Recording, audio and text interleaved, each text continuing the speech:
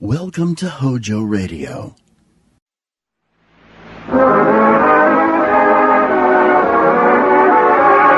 Hello, everybody, hello.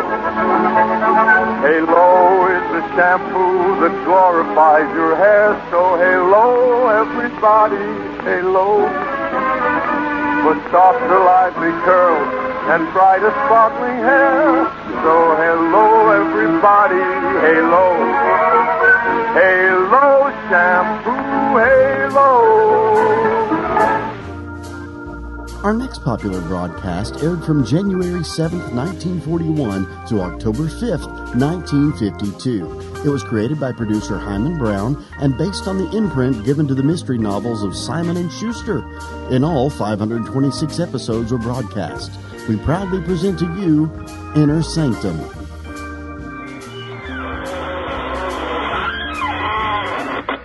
Good evening, friends of the Inner Sanctum. This is your host to welcome you through the squeaking door. Say, do you ever find that you can't get a certain face out of your mind? Until you do, go out of your mind?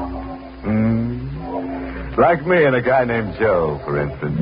I ran into Joe accidentally the other day over at the city morgue. And Joe's been haunting me ever since.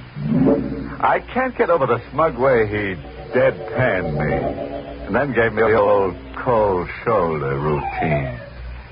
I don't want to cry, baby, but I dug down plenty time and again to keep Joe from going under.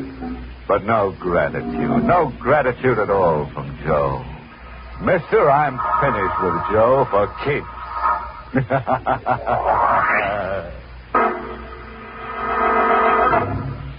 Tonight's Inner Sanctum mystery, Murder Takes a Honeymoon, was written by John Robert and stars Everett Sloane in the role of George, with Ann Shepard as Mary.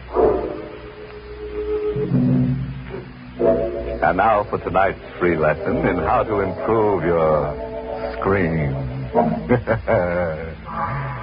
Ever get that folksy, woodsy feeling until you're in an absolute frenzy to get away from it all and go native? Well, our honeymooning couple tonight got the urge until they found that living in the country was simply murder. To rhyme it, our twosome found it positively gruesome. Stand by and we'll demonstrate. We're on a milk train somewhere in the east, puffing through the rock and rubble of desolated whistle-stop country. The yellow train lights blink eerily. The hour is sometime between night and morning. One car holds just a young couple. They huddle closely, half asleep, as the train groans into another of its interminable stops. Ravenwood! Entering Ravenwood! That's South Lewiston! Ravenwood! George, I heard him say Lewiston. No, Ravenwood. Lewiston's next. Oh, there must be a million of these one-horse towns. What's eating you, Mary? Oh, you look like you've just been declared an orphan. I feel like an orphan, George. It's cold. I'm hungry. So far from home. We're heading home, kid. At the next stop, there's a farm. More land than you can cover in a day, and it's all yours. Wedding gift from me to you. I'm sorry, but the country's not for me. I'm a big city girl. Ah, give it a try, huh? Come on, smile. George, I'm frightened. Of me? I don't know. You've suddenly changed. Buying a farm, packing up without warning and leaving New York. And all in such a hurry. I'm impulsive, kid. That's how I married you, remember? I dated you blind, waltzed you around once, and boom, on an impulse, I hustled you to City Hall. I bought the farm the same way. The way it happened, it's as if you were running away from something. Running to something, kid. I'm tired of the creeps and the phonies and the crumbs. I'm tired of stale beer, cheap movies, and crowds. Okay, skip it. I'm thirsty. You want me to fetch you a drink? No, thanks. All right, I'll be back in a minute.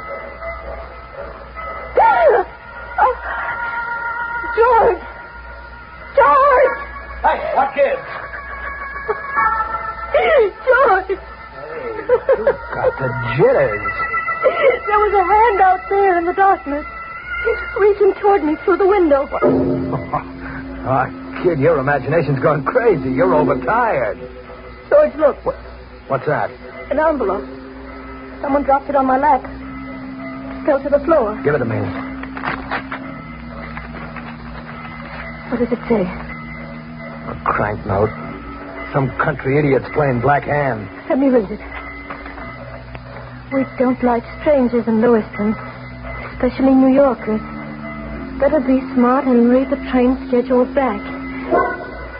There's a return train schedule attached to it. Oh, you look as if you're already on that train back.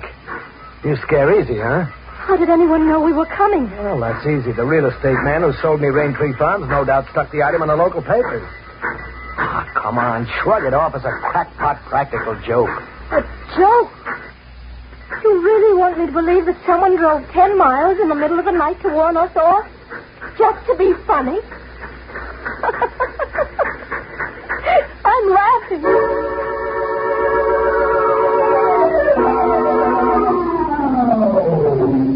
Lewiston! Come on, Mary. Grab that other suitcase. Come on, step on it, kid. Right, your step. All right, easy does it. There we are. It's so deserted, George. Yeah, everybody's asleep. Well, what do we do? Come on, we'll camp under that station shed. It's 9 miles out to Rain Tree Farms, and we'll need somebody to drive us there. I may do that. Oh, Drive you out. Waiting half the night for you. who are you? Ben Myers. Lizzie's parked to the side of the chair. You said you'd been waiting for me? I did. I'm your neighbor. The shack's just around the bend from Rain Tree Farms. Thought you and the lady'd be glad not to spend the night in the weather. Ah, we're glad, all right, but how did you know we were coming? I read in the papers about the old place. But why tonight? Why not last night or tomorrow? How did you know I was coming tonight? I've been waiting last night. If you didn't come tonight, I'd watch for you tomorrow. The time ain't worth a leaking bucket. You coming? Yeah, sure. Come on, Mary. Here's the Lizzie, son. Try to light my pipe and we'll be going. Bring your face to the light, son. I've seen you before, ain't I? I don't think so. You never been around Rain Tree Farms? No, I've never seen the place. Funny, you should buy it, then.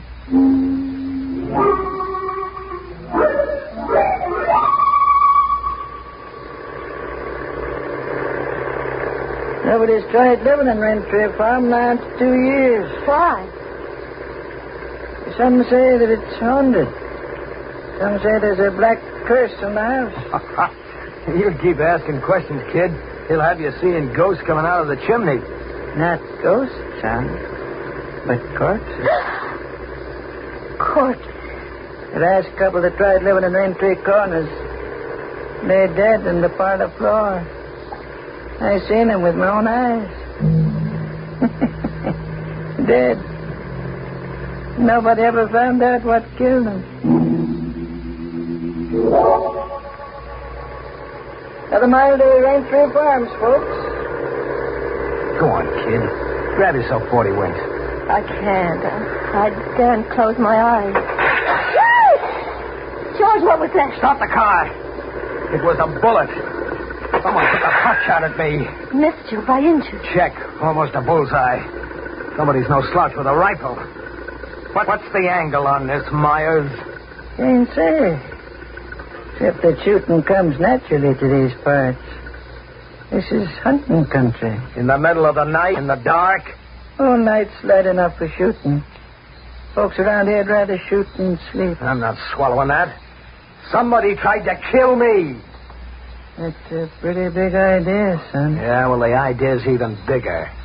I figured maybe someone waited along that road in ambush and you fingered me. Maybe that's why you waited around all hours at the depot. You were to drive me to my murder.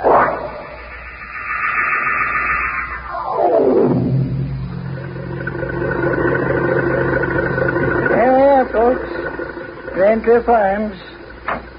Ours is up that walk. All right, hand me the luggage, Mary. Yes. Thanks for the lift. Your young man ain't thanking me. His head's busy turning with big ideas. Goodbye, son. I'll be coming around, maybe. With some more big ideas. Look, if I ever see you around here, I'll shoot you full of holes on sight for trespassing.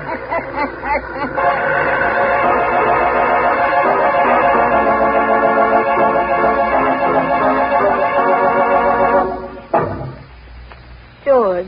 Yeah? About that shot on the road coming here, why would anyone want to murder you? You're a stranger.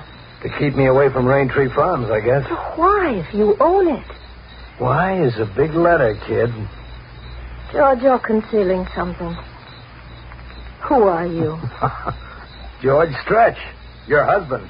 A stranger to me until 10 days ago. Who are you, really? Oh, look, kid, you're letting some local crackpot give you the willies.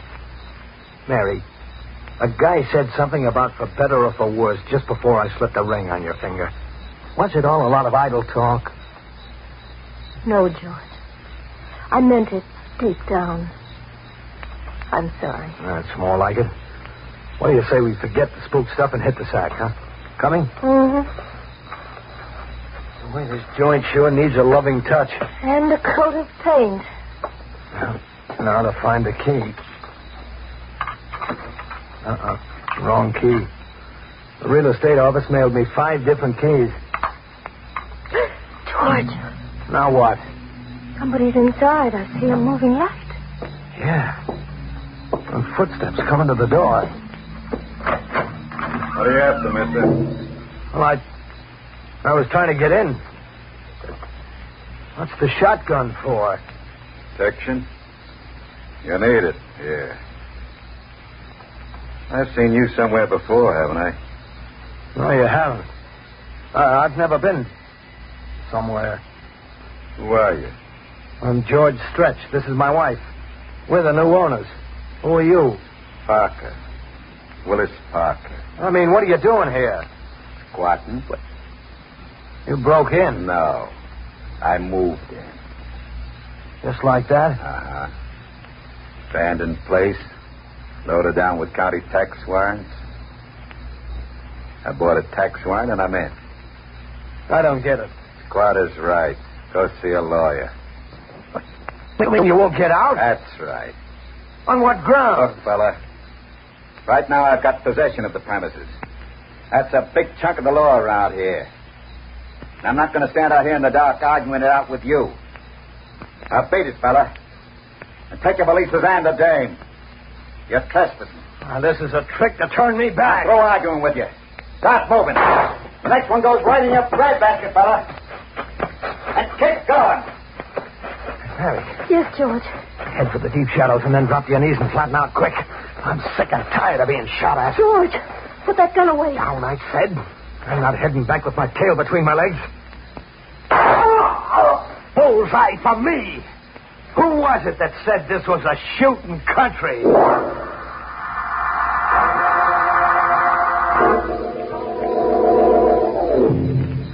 He's dead.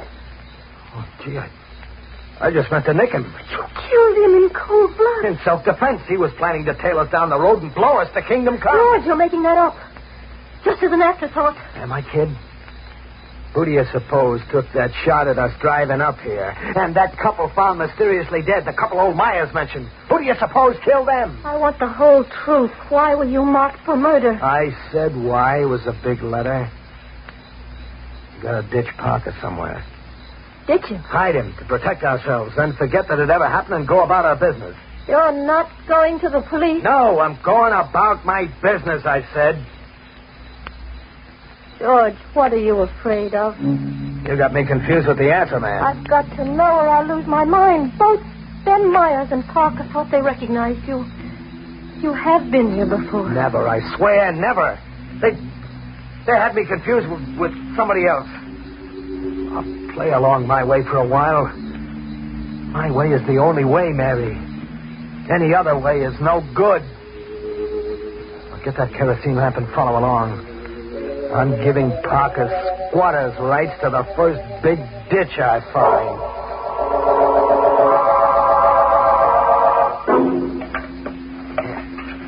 He'll stay put now. Oh, come on, kid. Dry your eyes. You gotta take the breaks as they come and play along, for better or for worse. For better or worse. Murder and burial. How far can we get together now? As far as the house, anyhow. That's as far as I want to get. And I don't care how stiff the price is. You get it, Mary? I don't care.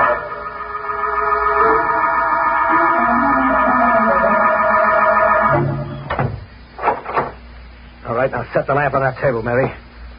And stop staring at me as if I were some kind of a man-eating monster. You're getting on my nerves. I'm sorry, Joe.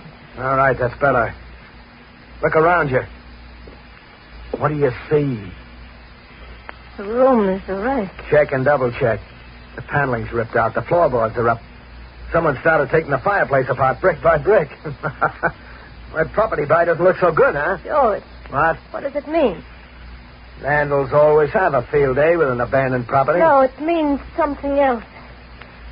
Check, kid. Parker holed up here looking for something. And you're looking for something, too. You're catching on, kid. That's why we're in this forsaken country. That's why you were marked for murder.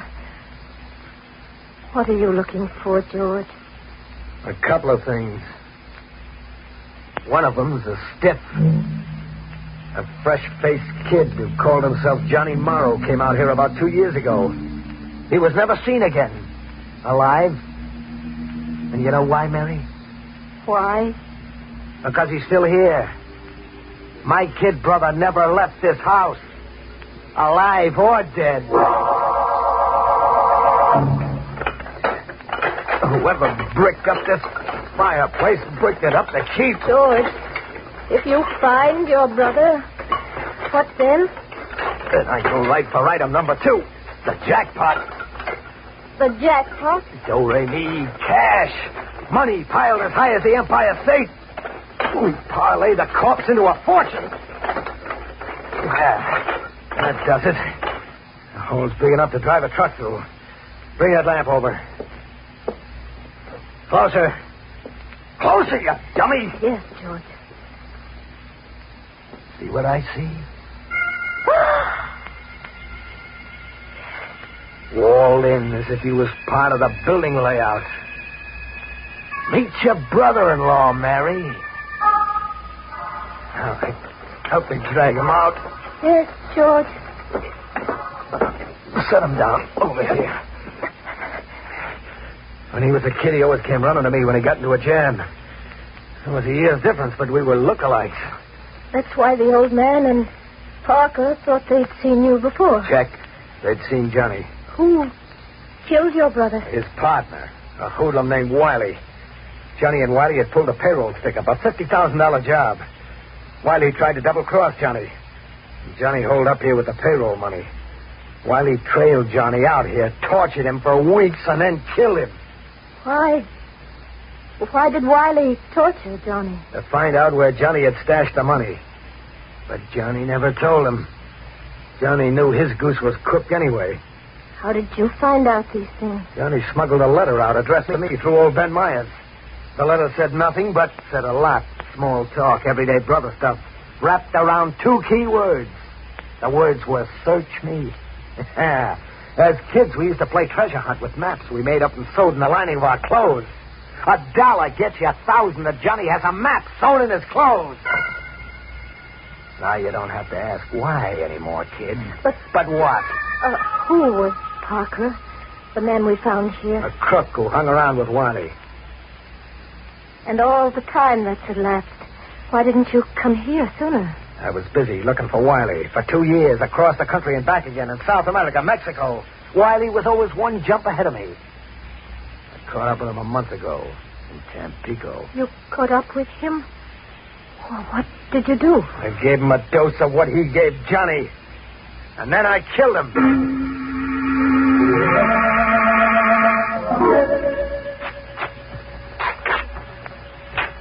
You'd have lost $1 bet, kid.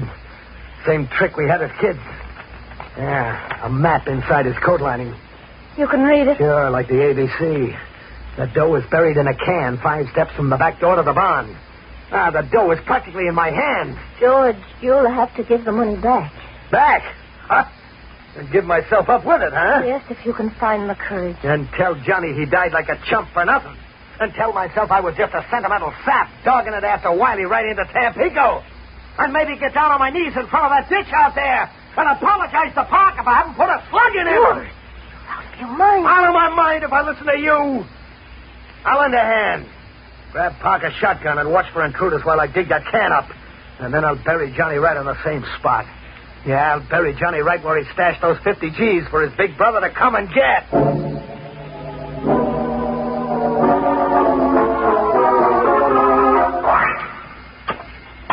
That clink is the jackpot. Like music, eh, Mary? Listen to it. Now, look. You see the money, Mary? Green as grass, just as I dreamed of it for 2 years. Just as Johnny and I dreamed of it as kids. Green money, green as grass. And nothing under 100. You ever see a bankroll with nothing under 100 before, Mary? Did you? No, Just as I can recollect, neither, son. What? I seen small change. $5 bill once. I never seen 100 before. What are you doing here, Ben? Rejoicing with you, son. I've been waiting and watching a long time for one of you to find that money. But I knew it was hid somewhere around here. And I'm an old man. Very much time for me to enjoy my share. How much is your share? I was calculating on a quarter, maybe. But I saw you put Parker away. Right now I'm calculating on, say, half. And what are you calculating on doing with half? I don't know, for sure. Treat myself to something good. Maybe buy myself some more land. What do you say, son?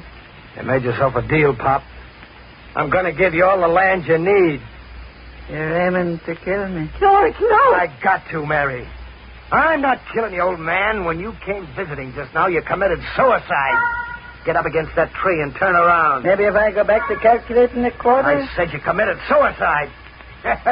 I'll bury you with a $100 bill in your hand so you can treat yourself to something good where you're going. Ready? I said you was a winner, son. Guess I'm a loser. So long, sucker. Oh. Mary, you fool. You shot me. I had to do it, George. I had to save you from yourself. You silly fool. I was going to make you a queen. No, George. It wouldn't have been that way. After then, you would have had to kill me. You see, no power on earth would make me go your way. And no power on earth would make you go mine. You saved my life, Mom. How can an old idiot ever thank you? By going to the police. My husband has a confession to make.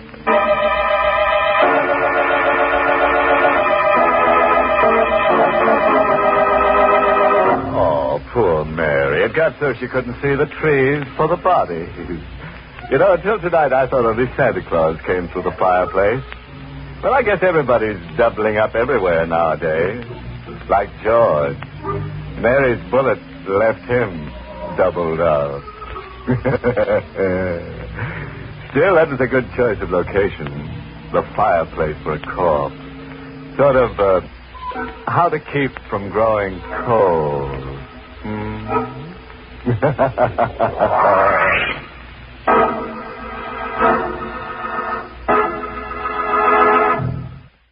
Calcium helps grown-ups to a more vigorous life. And now there's calcium in hot wheat meal. Calcium helps your body run smoothly. And now there's calcium in hot wheat meal. Calcium helps you to enjoy a more active life. And now there's calcium in hot wheat meal. Yes, a 1-ounce serving contains 1/3 of your daily calcium needs. And Post Wheat Meal is a whole wheat cereal, creamy, smooth, delicious, cooks instantly. Get new Post Wheat Meal with more calcium than any other cereal, hot or cold. HOJO Radio. We're your old-time radio headquarters. Stay tuned.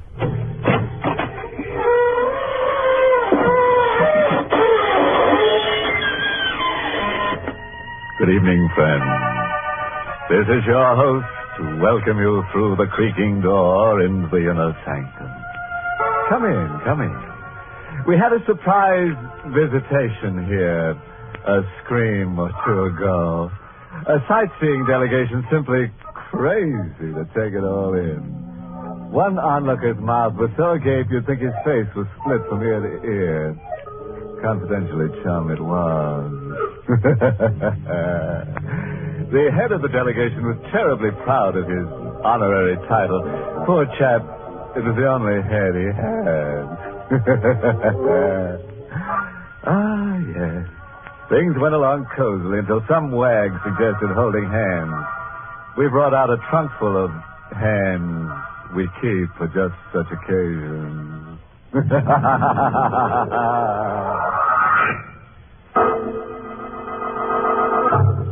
Tonight's Inner Sanctum Mystery, Between Two Worlds, was written by John Robert and stars Mason Adams in the role of Sam, with Ann Shepard as Connie. It's Yuletide week in South Chicago as a flash electric storm whips the street. Inside the 10th District Police Station, Chief Matthews and his clerk Daly are passing the time over a game of chess. Suddenly, like a bolt from the heavens, a window pane crashes, and a parcel fastened to a fist-sized rock drops to the station house floor. It's a package tied to a rock, Chief. And what's in it? Oh, a notebook, Chief. A 5 and dime notebook. And all written up like a confession. It's signed Sam Tyler. Sam Tyler, never heard of him. Read me what Sam Tyler's got to say.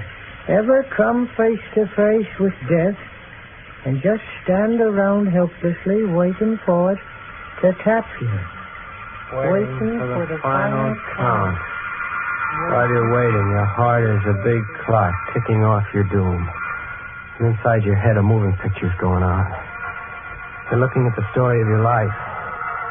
And it's not a pretty story. It's all black. It's all bad. You hate to die without a single good mark in the big book. If you only had just enough time to chalk up one good deed. It happened like that with me. I came face to face with death. Death was Nick Fazenda. I'd lost face with Nick. The big guy liked his racket boys tough and nerveless, and I had a streak of chicken, Nick said. I had a streak of chicken, and I knew too much to be trusted alive. Where do you want it, chicken? Nick, don't do it. Give me another chance. Dying like this scares me. What's waiting for me after you pull that trigger, Nick? I haven't done one decent thing since I was born. Kid, you picked the wrong setup. You should have joined the Boy Scouts. So long, chicken. Shot made a noise like a TNT charge, but I hadn't felt the impact. I hadn't felt anything. Either I was paralyzed with fear or dead to feelings. Or Nick had missed. I watched Nick stare unbelievingly and aim again. An easy bullseye at 5 yards with Nick a crack shot, but still no impact. I was still standing up. Kid, fall down. You're dead. No, Nick. I'm alive. You can't kill me. Nick, you're seeing a miracle happen. You're crazy. Nick, I'm going to get that chance. I'm going to live. 2 more shots, but still no impact. I was alive, uninjured. Something was happening to Nick. His face was purpling as if he was suffocating. As if some invisible stranger had his hands around Nick's throat, strangling him. I'm choking to death. I hope. Nick was on the floor. I watched the color wash out of his face, watched him go rigid. I crouched and listened to his heart. Not a sound. Not a murmur. He was dead. Nick had dropped dead. I'd seen a miracle happen.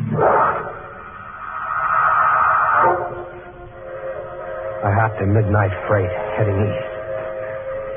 I was in the boxcar loaded with crates of eggs, still sweating over my narrow escape. And I got a spooky feeling that I wasn't alone. I lay still, choking back my breath with my hand tied around Nick's gun. You have no need for the gun, Sam.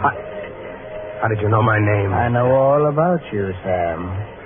Put down your gun. It's up on the trigger, it's cocked, so no tricks or you're a goner. Goner. Too late for that, Sam. I am a goner already. What kind of crazy talk? I died, Sam, just 1 year ago. You're your own ghost. Get your hands up high, Mr. Whiskers, so I can frisk you. I reached to frisk Kamslanta's pockets for a rod, but there was no one to touch. I was only grabbing at empty air. I told you I died a year ago, Sam. I saved your life tonight. I gave you your wish, your chance to do one decent thing before you died. Did you mean the promise you made? No. That's Graham. They drive me crazy. And you lied in the face of eternity. I'll have to recall the time given you. What do you mean, recall the time? You're living on borrowed time, Sam. You were meant to die by Nick's first bullet. You remember how Nick died? Yeah. All of a sudden he couldn't breathe. Felt like his lungs were gone and his heart was calling quick. Like you're beginning to feel now. What? Like I can't breathe. I'm choking. My lungs are exploding.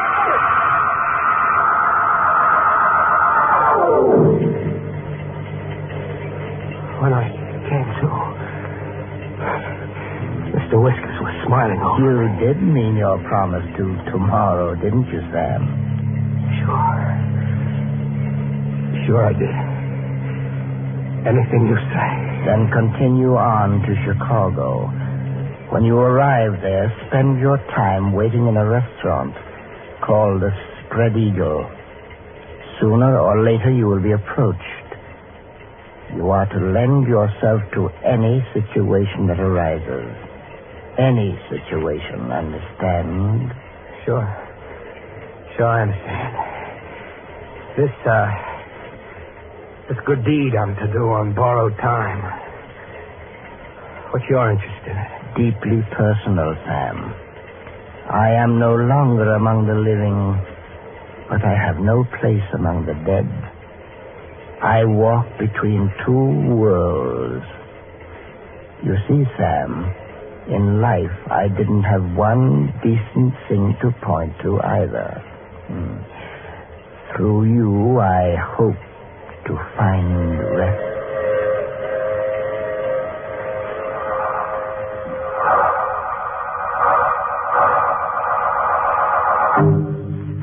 In Chicago, I tried to get Mr. Whiskers out of my mind. I'd had a bad dream. It had to be a bad dream. I went to the Spread Eagle, afraid not to. I just sat like a frozen mummy, ordering ham sandwiches I couldn't eat and coffee I couldn't swallow, and listening to downbeat piano music. Mind if I join you? Pull up a chair. I'm Truscott, Sam. You know my name, huh? I know your name and all about you. Where you come from, your record, and why you're on the lam. You know all about me, too, huh? I've watched you. I had a confidential operative check into your pedigree. What for? Well, frankly, because I need just such a person as you. For a certain venture I'm involved in. What do you mean, just such a person as me? I wanted a man who's at home in, shall we say, unconventional activity. A man I can trust because he doesn't dare go to the police or even to the underworld. And I'm your man, I guess. You definitely are. Okay, let's go. Heard you agree just like that. Without even discussing price, the nature of the work. You said I was your man. Fact is, Tresca, I'm your man, and there's nothing I can do about it.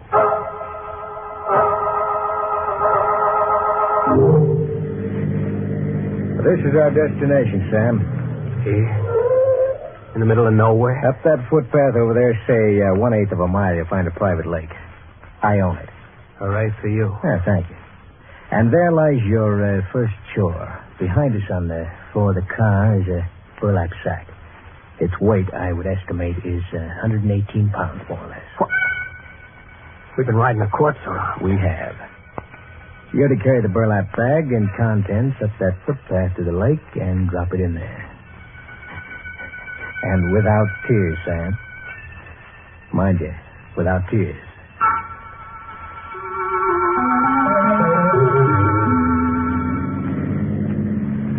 From this point on, as the saying goes, we're in business, Sam. What's the next event? Wedded bliss. For you. I'm to get married? You are.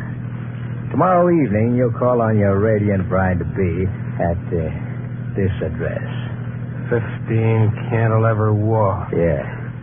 And try to look more cheerful, Sam. Love comes but once into every man's life.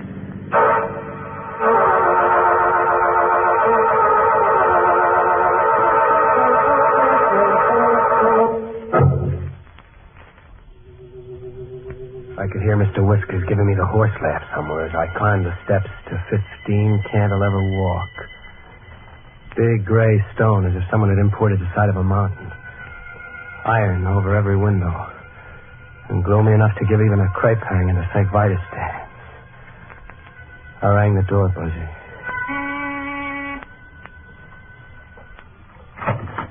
Hi, Sam. Do I kill the bride before or after the ceremony? Make yourself at home, Sam.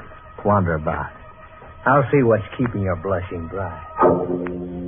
I wandered about with my eyes popping over the expensive layout. Whatever Tresca's game was, it wasn't penny ante. The joint screen, big stakes, right down to the needlepoint footstool. Where did Mr. Whiskers figure in it? A minute later in the library, I began to catch on a little. Mr. Whiskers was right in the game. There, sitting over the fireplace in a big gold frame, was Mr. Whiskers. You like the portrait, Sam? Oh, yeah. Yeah, it's quite a painting. Who is Mr. Whiskers? Mr. Whiskers. That's a trifle irreverent, but an apt nickname. He was my brother Stephen. What? He's dead? You sound as if you were ready to dispute it. I just asked, is he dead? Very much so. Dead and buried. Your manner is a little odd, Sam. I'm sorry. I'm Reggie. Getting married is an idea I've got to get used to. Well, then meet your bride. That's one way of bringing the idea to roost. Constance. Sam, this is my niece, Constance. Constance, this is your fiancé, Sam Tyler. Hello, Sam. Hello. Well, I'll leave you to get acquainted. You want to exchange premarital views on love and homemaking. There wasn't a blush in my blushing bride. Her cheeks were chalk white. Her face had the look of death. Like some creeping sickness had already crawled 2 strikes on her. Sat down at the piano. I stood watching. Looks like you're stuck with me, kid. If Tresca has his way. Tresca will have his way. What's your angle, kid? Why is the niece of $1 million layout ready, willing, and able to marry a deadbeat ex-con mug?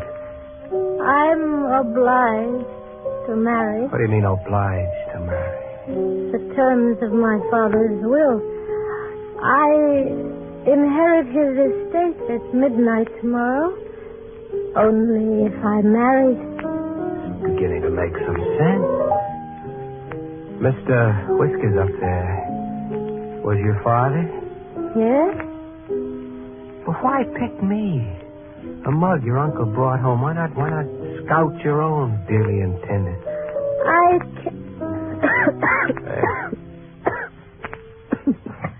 I'm not well enough to... Hey, you sound as if you're not even well enough to live. No, Sam, I'm not well enough to live much longer. We were married, with Tresca and the scrub woman standing as witnesses. I shacked up in the big jail at 15 Cantilever Walk. I was the legal husband of an heiress, but I wasn't congratulating myself on my good luck. There was a hidden gimmick somewhere. I pried. I searched Connie's room. I found the hidden gimmick in the lady's handbag.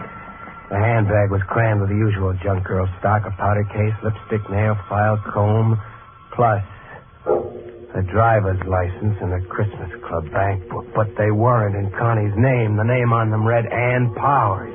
I got it as fast as I read the name. The girl was a ringer, another patsy in Tresca's game. You needn't feel too guilty, Sam. What? I left my handbag where you could find it. I had to look. Tresca killed his niece and hired you to stand in for her. You going to deny that? No. How did you come to fall in with Tresca? I was in a restaurant. Tresca came along and hired me. My life, Sam, every bit of it hadn't been good. I couldn't die, leaving it all bad. You wanted to do one decent thing before you died. Yes. You made the wish and Mr. Whiskers appeared and took you up on it. He sent you to Tresca and Tresca hired you. You're going to tell me that's what happened. You're hurting me. Is that what happened, I asked? No. You don't know anything about this obsession you have with Mr. Whiskers. What good deed can we do around here, kid? Tresca murdered his niece to steal the estate for himself. We'd just won. Hooray for Tresca.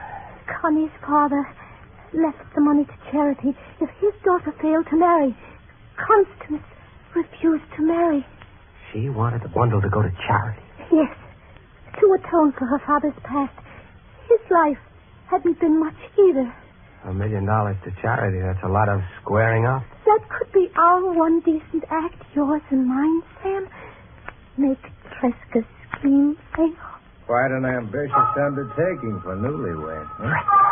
Well, now, don't you two look at me as if I were another supernatural or occult visitation. I entered through a secret sliding panel on the north wall. I overheard your odd tete-a-tete simply by donning earphones. The room is wide. You don't miss a trick, huh? What's the gun for? What are guns for? There was a charge like stale air exploding. I spun around but didn't drop. This was where I had come in. Tresca, like Nick, could empty his gun point blank, but he couldn't rub me out. It was exactly where I had come in. There in front of me, Tresca was getting the same dose Nick got. His face was purpling as if he was suffocating. As if some invisible someone had his hands around Tresca's throat. Having trouble with your breathing, Tresca? I can't breathe.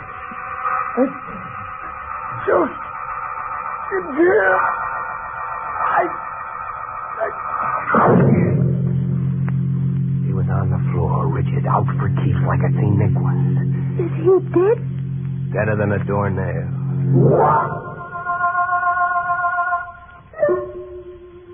We sat around, the three of us.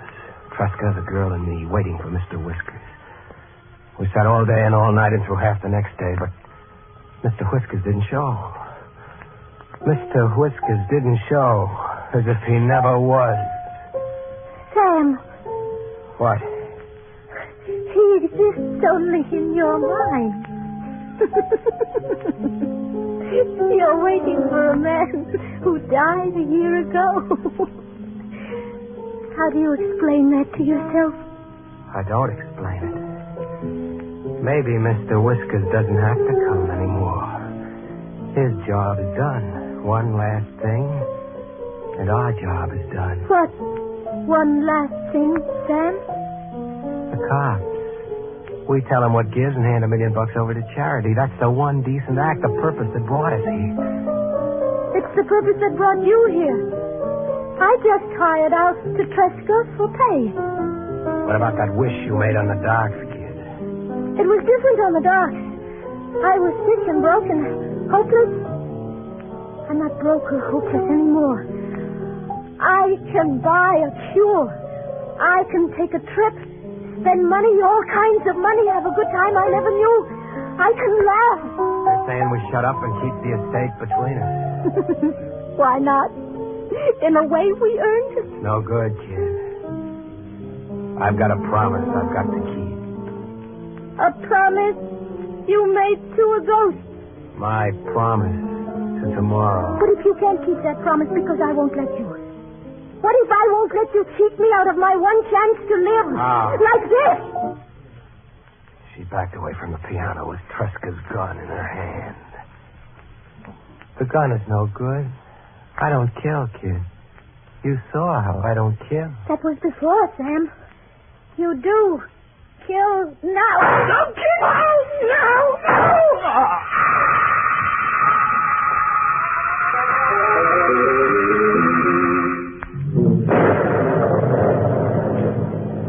There's one last line, Chief. Sort of a dying scribble. The girl was right. I did kill now. That's the end of it, Chief. What do you make of it? Suppose we let the answer write itself at 15 Cantilever Walk.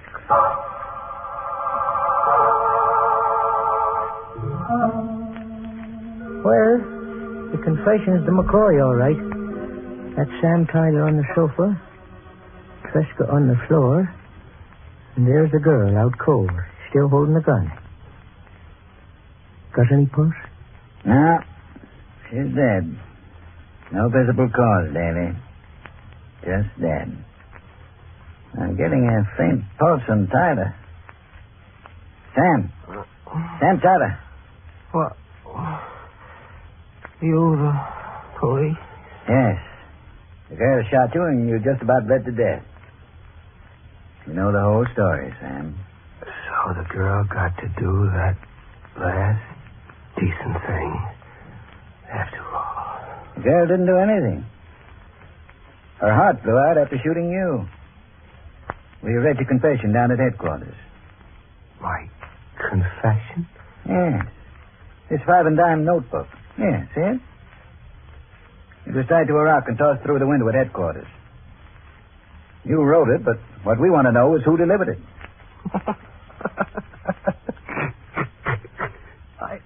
I didn't write that confession.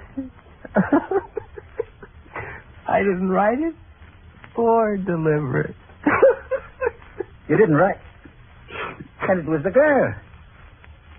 She had enough left to get downtown and get your story to us. It's not you. It had to be the girl.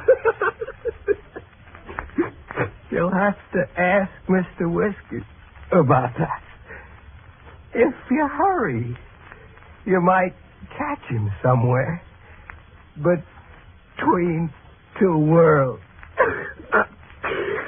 Merry Christmas, Chief.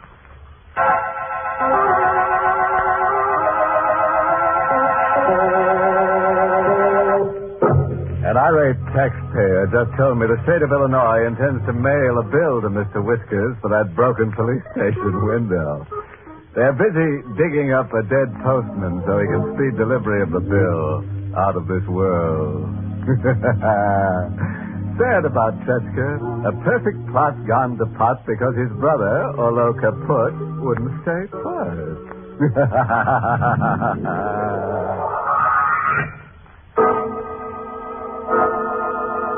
We invite you to join us again next week at this time for Inner Sanctum. This is the United States Armed Forces Radio Service, the voice of information and education. Never borrow money needlessly, just when you must.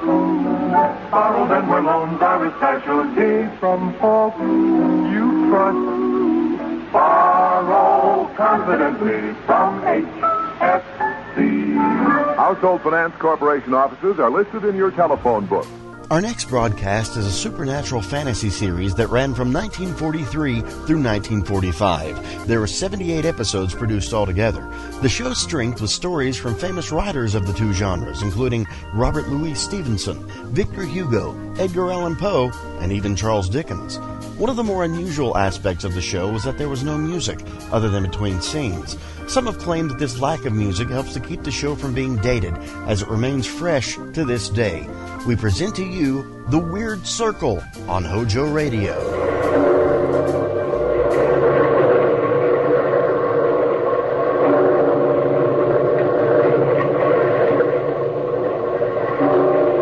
Out of the past, phantoms of a world gone by, speak again the immortal tale, the duel without honor.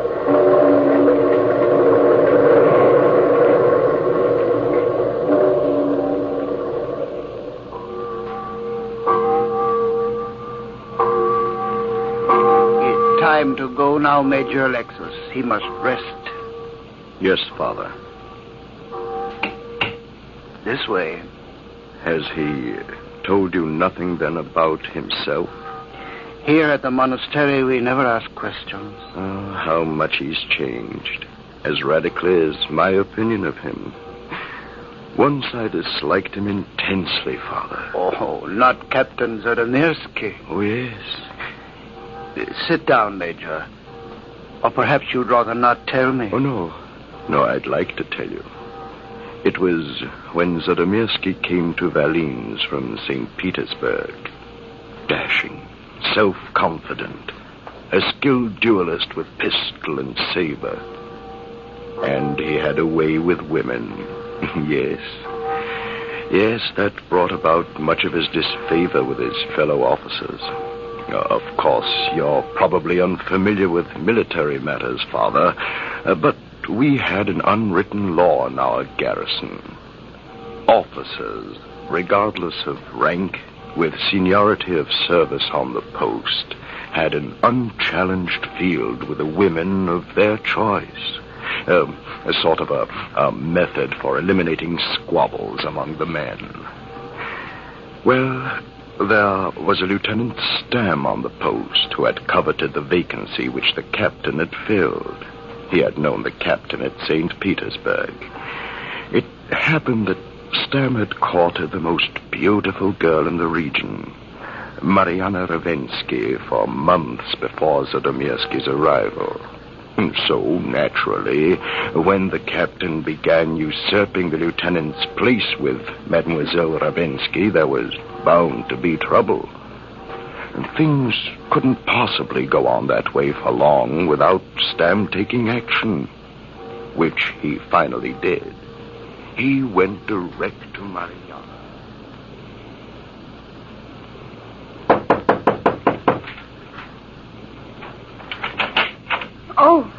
Oh, Lieutenant Stan. Good evening, Mariana. Good evening. I presume, Lieutenant, you have a pressing thought on your mind coming here so abruptly. I have. Well? Mariana, I had to talk to you. Yes? Mariana, you know how much I love you.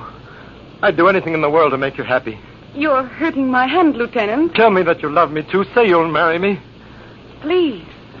My hand. But I don't love you, Lieutenant Stan. You could learn to love me. Don't you have any feelings for me whatsoever? As a friend, yes. It's someone else, then. It is. It's Captain Zadomirsky. What does it matter? It is not you. Zadomirsky. You've been seeing him again. I don't see where all this is getting us. You know it's against garrison rules for a newcomer to court the lady friend of another officer.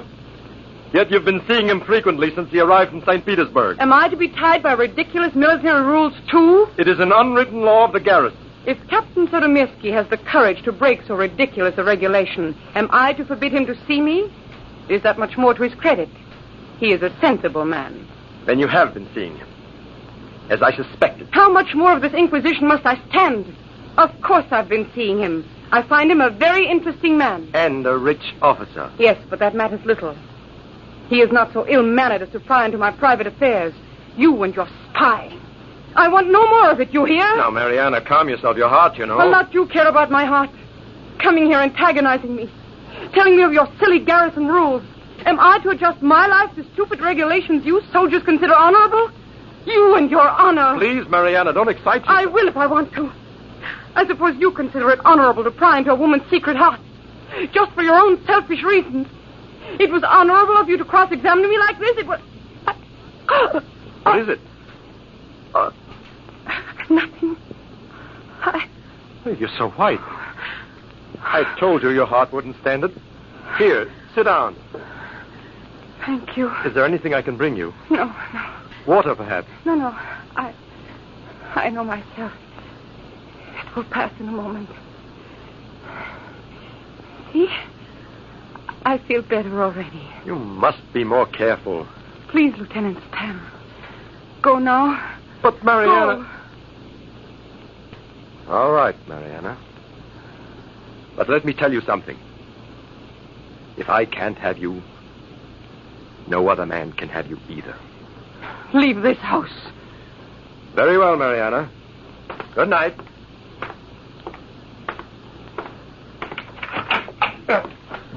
Oh, Captain Zolomirsky. Lieutenant Stam.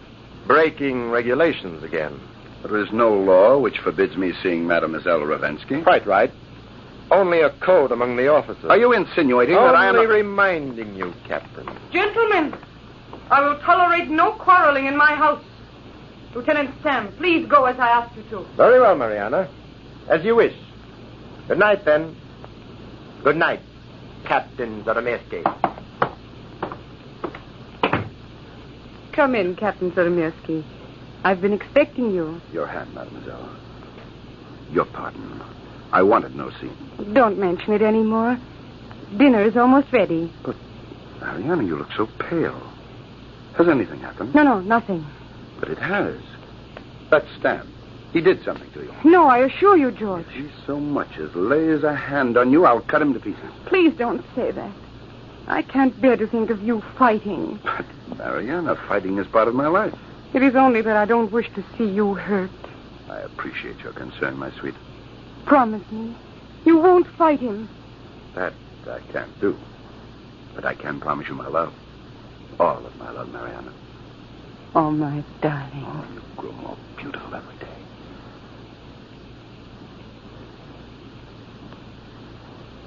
I confess it was then I became as incensed with Captain Zolomirsky's flagrant disregard of garrison customs as the other officers were. But Zolomirsky went on seeing Mariana. It was inevitable that the antagonism between him and Lieutenant Stam would break into open hostilities. I remember how bitter Stam was that night it happened. We were in the officers' quarters, passing time before dinner, playing at cards.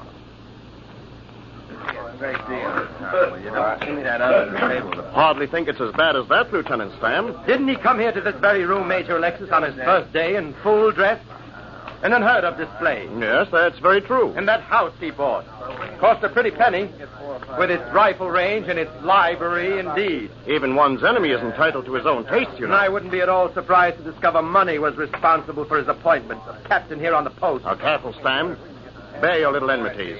We know of your affairs of the heart and understand them. But no discrediting the service, please. I tell you, the man's a showman, nothing more. And I knew him at St. Petersburg. A duelist? Well, he's yet to prove himself in our eyes. I shall personally see to it that he gets that opportunity. I shall... Good evening, gentlemen.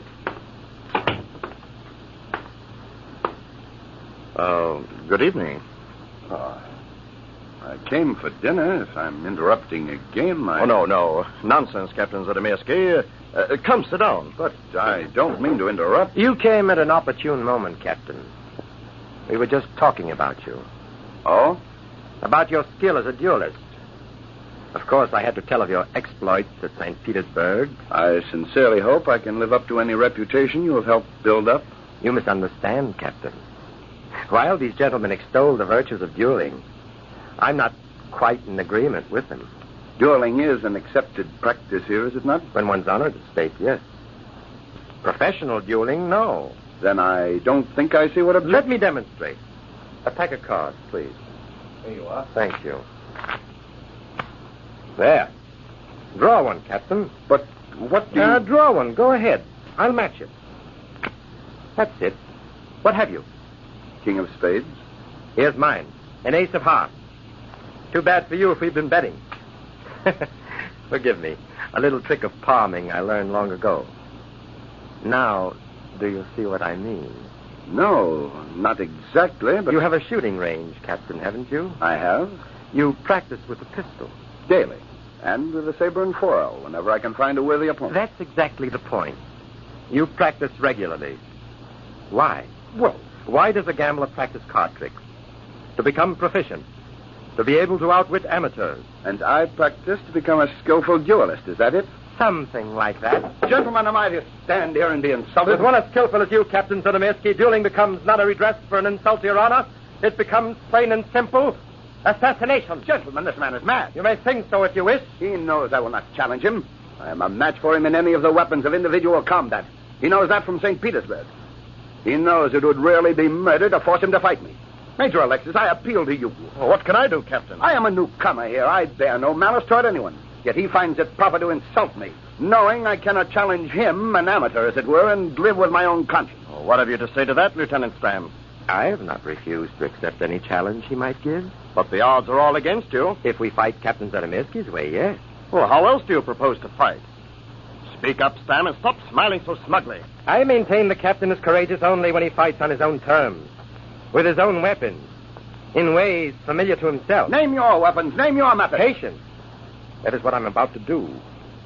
Then we shall see whether you're quite so eager to fight. No conditions you impose can stop me from bringing you to account for your insult. Then I propose that we use pistols, to be fired with the barrels not more than 6 inches from each other's hearts. What? One of the pistols to be loaded, the other to contain only a cap. Oh, this is absurd. Those are my conditions. Major, I appeal to you. Is this dueling? It is madness, I think. This poor fellow is... Well, I know what has twisted his mind against me. I'm afraid, Captain Zadomirski, you've brought this upon yourself. You know our customs here and your attitude about them. I'm sure the men will all agree with me. Yes, of course. There, you see? Very well, I accept. I am afraid of no man living. Very well. I shall be your aide, Lieutenant Stam. Have I a friend to second for me? Count on me, Captain. As regimental doctor, I must be there anyhow. Thank you, Dr. Belayev. What is the place? The tomb of the 2 brothers. Very well. The time, I presume, is dawn? It is. I shall be there. Promptly at dawn.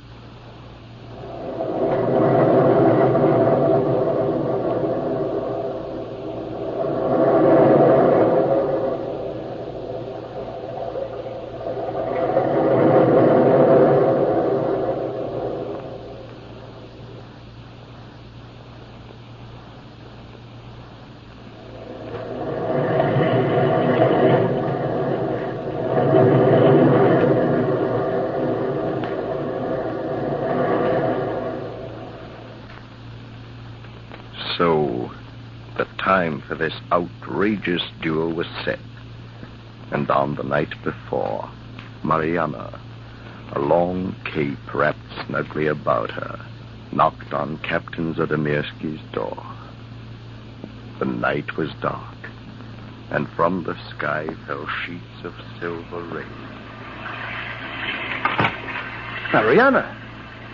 Well, aren't you going to ask me in, George? Yes, of course. Come in. You're drenched. Here, let me take your coat. There. Come inside. There's a fire in the library. I was writing some letters. Oh, George. Well, what is it, Mariana? Why are you here? You'll catch your death of cold out in this weather. Oh, midnight. No, sit over here. There. Now, tell me what's wrong. Please, George, stop acting. I know. No? No, what? About you and Stam, about tomorrow. Why didn't you tell me, George? Why? Oh, I hope to spare you. Spare me? When I may not see you again, ever? Don't you suppose I want every minute with you I can have? I only thought... Oh, George. George, I love you so much. I can't bear the thought of anything happening to you. Please, Mariana, don't upset yourself. George, please. Please don't go through with this. We can go away from here, anywhere. But, darling, my honor is at stake. Honor? What is honorable about this so-called duel? There's nothing more than wanton destruction of human life. Please, George. Must I beg you to come away with me?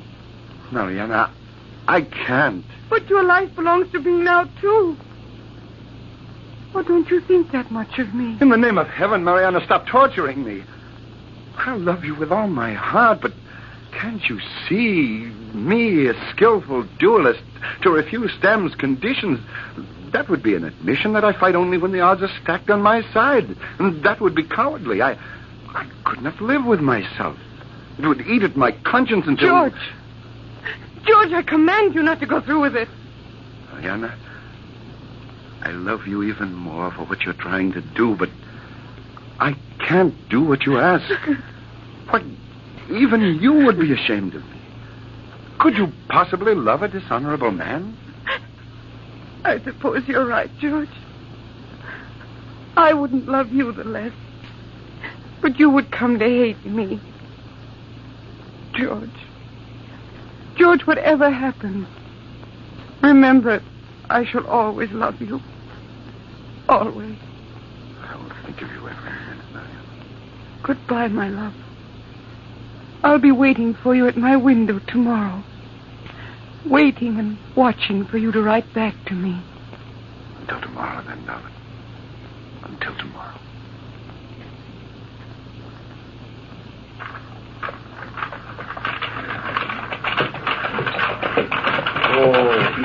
Oh. Are you all right, Captain Zodomirski? Yes. I see Stam and the others are already here. There they are. Good morning, Dr. Belayev. Good morning, Major Alexis. Captain Zodomirski. Major? If you are ready, then, gentlemen. Your sabers. Plant them here. About a pace apart. That's it. Who gives the word to fire, gentlemen? Major Alexis, do me the honor. Surely, Captain. Stand behind your sabers, gentlemen. Lieutenant Stam has finished the pistols. If Captain Zodomirski is ready, we shall load them. Oh, that is unnecessary. One has a live ball, the other is not loaded. Lieutenant Stam, do you know which is which? It doesn't matter. Zodomirski can choose first. This one, then, gentlemen. Take the other, Stam. Ready, gentlemen? We are waiting, Major. You are very brave, Zodomirski. One. I saw Mariana watching for you at her window. 2. But she will not see you right back, Captain. 3. You drew a blank, Captain Zodomirski. Fire in God's name, fire. That is for me to decide whether I fire or not. Quickly, stop this silly talk. Fire. I have no desire to kill you, but I've proven my point. You are a skilled duelist. But under these conditions, your skill has been useless. Fate decided that you should die and not I. You have insulted me. I could have cut you to ribbons or put a bullet through your heart at 20 paces. But I accepted your terms. Fire! I have nothing more to say to you. Major Alexis, judge this. All I want of him is a promise not to be so quick to fight duels because of some silly whim. Tell him acceptance of such conditions cannot mar his honor. Captain Zodomirski has conducted himself bravely. He can accept the proposed conditions. Can he not, gentlemen? Yes, indeed he can. He consents, then. It is you who speaks, Major, not Captain Zodomirski. Captain, it is folly not to accept these There terms. can be no stain to your honor. Accept. Very well. I accept. Sheathe your sabers, then, gentlemen. My compliments, Captain Zodomirski. You have shown yourself a brave man in the face of death. The pistols were not loaded. What? Either of them. Fresh insult. This greater than before. Now we must fight. And the pistols will be loaded if I have to load them myself. Quite right, indeed. Insult me if you want. I've spared your life. I'll not take it now. My horse. Hold on, Stam. If you don't fight Zodomirski, he'll fight me. This is outrageous. To think that I was your second. You've acted the scoundrel, now you shall pay. I'll have your blood. And if the major doesn't kill you, I surely shall. Get off your horse. No, Doctor, let me at him. Yes, we're going to get him. I can't fight you all. Choose one among you and I'll fight him. Out of my way now. I have other business to attend to at the moment. Yes, Stam. Come back. Rogue. He's a disgrace to the uniform. Major, I propose we see that he resigns. This is a serious offense. He made Zodomirsky go through all the sensations of a man condemned to death while he himself was at ease. I can complete the necessary ill health certificates for Stam's release. I agree, Doctor. Have we any dissenters? None at all, Major. Captain Zodomirsky, our humblest apologies. It is all right, Major. That scoundrel. He's up to something. I suggest we retire to quarters for some breakfast. Look, riding toward Mademoiselle Rozensky's. Doctor, come with me quickly before it is too late.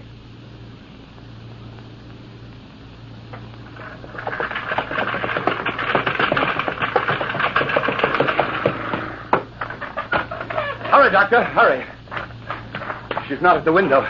Something has happened. Follow me. Mariana! Mariana!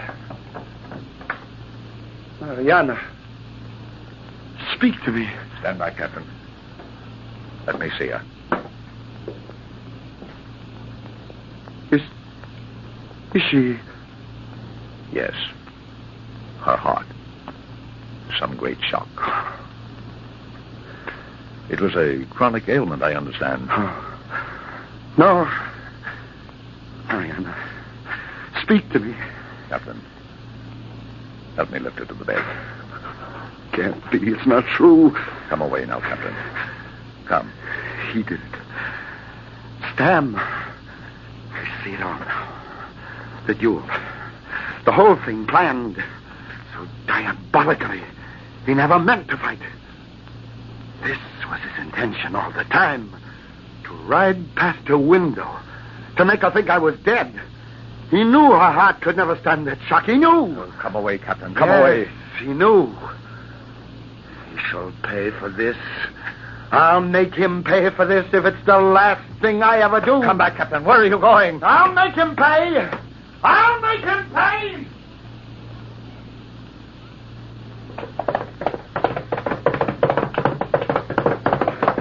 Zodomirsky! Roraine! Put up that saber! Roraine, or I'll stick you in the saddle! Dismount! Now, draw! Wait. I tricked you only to test your courage. You killed Mariana. No, I did not. You did. It was your whole scheme, wasn't it? Answer me! Answer me! Yes. I told her no other man would have her. And I meant it. I meant every word of it. And now if it's a fight you want, you'll get it. Come ahead! We'll see now just how skillful you are. Come, Stam. You can do better than that. Are you tired already? Your blood, Stam. See? It trickles down your arm. Stop! My blade! I'm dissolved! Pick it up. Mercy! For the love of heaven, mercy! Mercy? I'll give you mercy. No! The same kind you gave Mariana. No, stop! Now, who is courageous? No! Stand up like a soldier. No!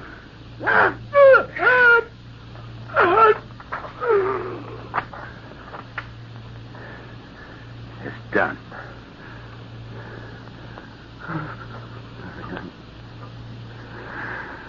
Gone forever.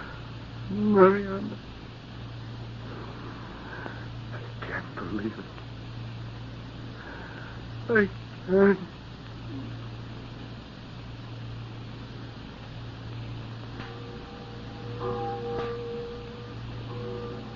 But it was true. Mariana was dead.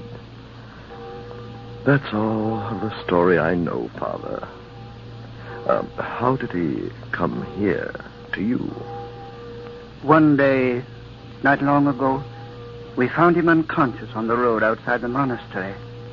We nursed him, and when he opened his eyes and looked at us, we were struck with the terrible sadness in them. He secluded himself, meditating, trying to find some solace in his sorrow. Day by day, he wasted away. till he was the man you've seen him there. Oh, how changed he is. Father, will it be long? Only a little while. Has he any kin we can notify? No. No, he's alone. Oh, wait. Friar Chekhov. Is he... The nod of the head. And that is the final word. I see. It's over for him. Now at last, somewhere, they're together again. I've lost a great friend, Father. We've lost a great man.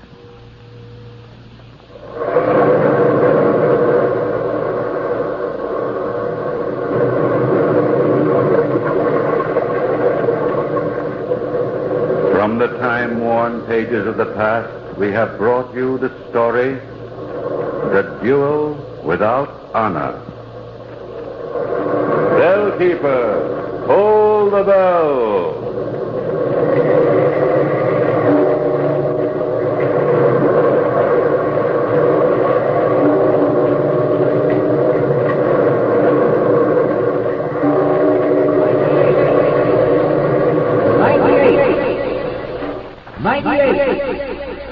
It's here now. New 98 Super Premium at the red, white, and blue Ingram sign. Power plus economy at your friendly Ingram oil dealers now. Here's a man that really appreciates that new Ingram power. Take a tip from me, Harlan Hill at the Chicago Bears. I'm a professional practice saver, and the red, white, and blue Ingram disc is the best catch I ever made. You can get Ingram's new 98 Super Premium gasoline at your friendly Ingram dealers today. This is another forward step by Ingram, a company that is producing for the present and planning for the future. Remember, you get power plus economy when you fill your car with Ingram's new 98 Super Premium. Watch for the Ingram sign. Get more gold for your dough with Ingram's new 98 Super Premium at the white Ingram pump with the red top. Get Ingram 98 Platinum Treated Gasoline at these friendly Ingram dealers. Stay tuned to HOJO Radio.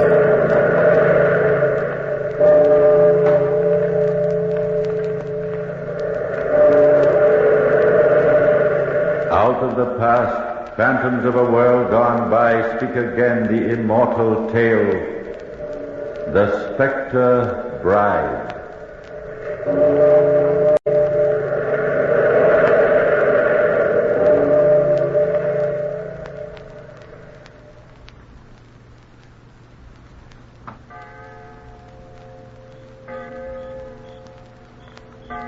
But, Mary, darling, tell me what's happened. You're trembling. Oh, Charles, what are we going to do? I keep telling myself we live in a world that doesn't believe in ghosts. And yet, after the village clock strikes midnight, I know my sister's ghost will come again. Your sister? Yes, Josephine, my sister, whom you never knew. No, I never heard you speak of her. I would have told you someday.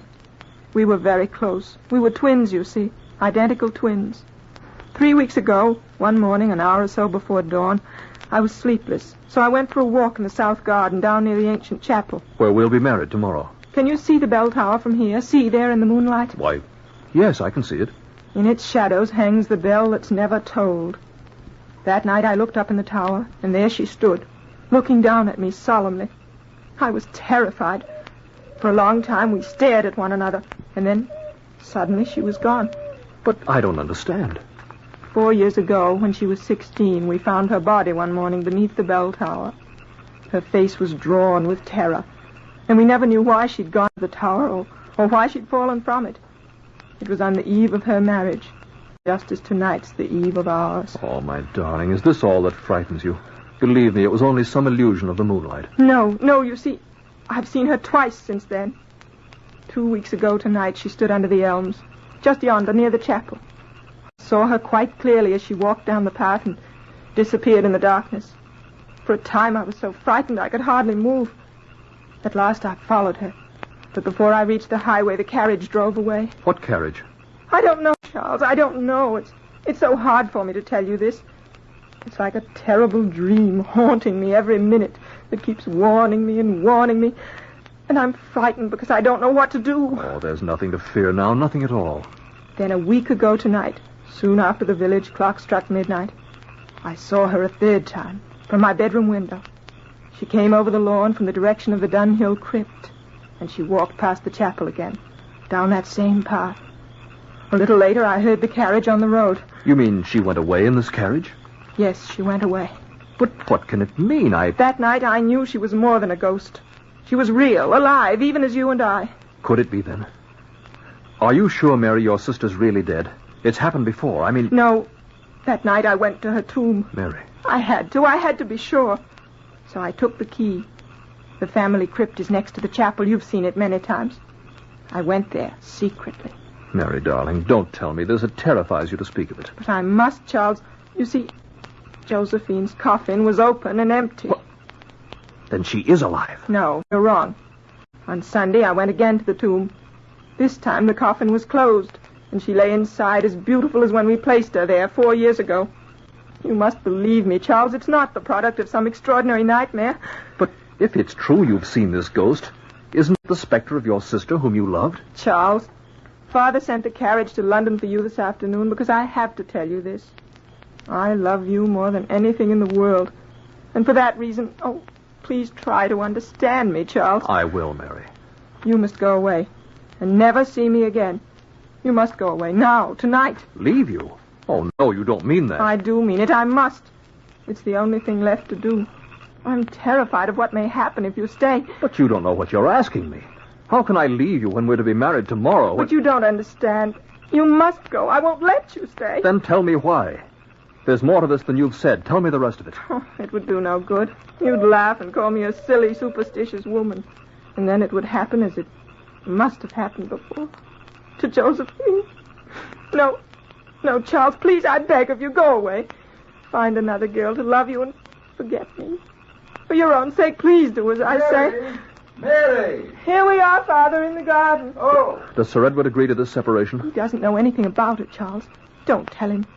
Only go, please. No, I won't. I won't leave you. Not until I know you truly want me. Hello there, Charles. I'm very glad to see you, my boy. Good evening, Sir Edward. I suppose Mary's been telling you about this mysterious ghost business. She's been quite distracted over it. She told me something about it, sir. I'm glad you're here, my boy. Mary, how do you feel? You look tired, and it's late. The wedding's tomorrow, you know. You see, Charles, what can I do? I'm alone in this. Nobody believes me. Now, Mary, it's not that we don't believe you. I do, my dear. Of course I do. You must know, then, even as I know, that it's the Spectre Bride. The Spectre Bride? A foolish legend, my boy. Nothing to it. Now, listen, Mary. Take the advice of an old man who loves you dearly. Be content to be happy with Charles, because I know you love him very much. Marry and go away on your honeymoon and live your life without ever again thinking about these old family superstitions. They mean nothing, believe me. You're both against me. All I can do is pray to heaven that it isn't true, that she hasn't returned. Now, it's bedtime, my dear. And in the morning, I don't want to see your eyes red from crying. Promise me you'll go to sleep. Will you and Charles do one thing for me, Father? Of course we will, Mary. Watch tonight for her. As sure as you watch, she'll appear on the path from the chapel, and she'll go solemnly over the lawn to the highway. Unless tonight she plans to stay. We'll watch for her. We promise. Good night. Good night, my darling. There, now. She's gone, and she needs to sleep. Frankly, I'm very worried about her, Charles. But what is it, sir? Mary spoke of her sister, and then when you came, she said the Spectre Bride. What is this legend? We hardly ever talk about it, my boy, but now it concerns you. With Mary, I try to make light of it, but in my heart, I know she dreads the legend as much as I. But what is it? It has to do with the Dunhills, of course, and goes back several centuries. From father to son, the story has passed down the years, though it affects only the women in our family. Our daughters, that is. Affects them? How? Well, it's a most awful thing. Really it is. The story goes that no female Dunhill, although her love for a man may be deeper than most, can ever keep that love beyond her wedding day. Oh, Sir Edward, you don't believe Yes, I am afraid I do believe, Charles. I remember my unhappy sisters, my daughter Josephine, and I'm in sympathy with Mary's fear. But what can I do?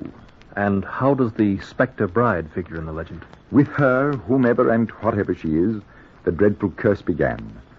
She is the spirit of a woman who takes the body of another woman, a corpse, of course, and goes abroad with one purpose, to destroy love. The story tells that she's allowed this freedom only every 7th night, that at other times she's forced to remain a ghost, invisible and formless. Where? I'll tell you. But I want you to know I'm dead serious in this matter. I'm frightened, too, because, you see, it's reputed that the Spectre Bride haunts the bell tower of our chapel. You mean the ancient chapel just yonder? That's where Mary said she saw this ghost. I know, and I believe her. But it was not my Josephine she saw, Charles. You know that, too. Then who? The Spectre Bride. Come to destroy your love for Mary. Come to take you away from her. Then that's why she wanted me to believe. Mary believes this ghost story. Call it what you like. The fact remains. And I'll tell you something else. When I was a young man, and only once did I do this, I climbed the narrow stairs to that bell tower. The stairway is almost hidden behind the pipes of the organ. And as I went up them, a terrible feeling of suffocation came over me. I managed to climb almost to the top, to get a glimpse of the bell that doesn't ring. And then I could go no farther. I had been warned, but I did not heed the warning. Then that may have been why Josephine fell from the tower. But why was she there? I wish I knew, Charles. I wish I knew. There must be something we can do about this. This demon bride, or whatever she is. Can you trap a ghost? Can you fight an invisible force? An evil that transcends the years? Perhaps not. Unless it lives in a form we can understand. Say a human form, Sir Edward. The corpse of your daughter. When does this ghost go abroad? The legend says every 7th night. Tonight, at the stroke of 12. Then come. Let's fetch the keys, quickly now. If Mary can visit your family tomb, so can we.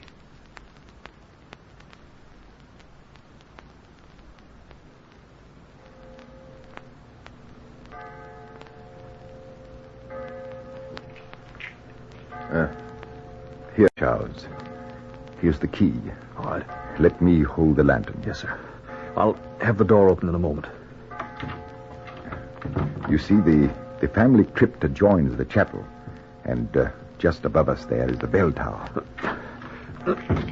Here we are, Sir Edward.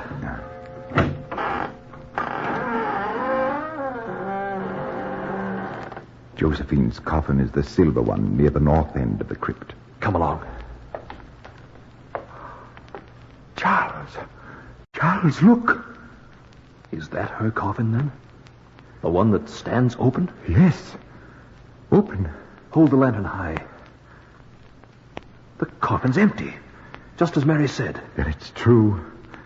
Heaven help us, it's true. But where could she be? It's only a minute or two after the time of midnight. Gentlemen. Are you looking for me? Charles. There, in the doorway. Who are you? Why, I'm Josephine Dunhill, am I not? Josephine, come to life again. My daughter is dead. Her spirit is at peace with the living. You are not Josephine. You are the Spectre Bride.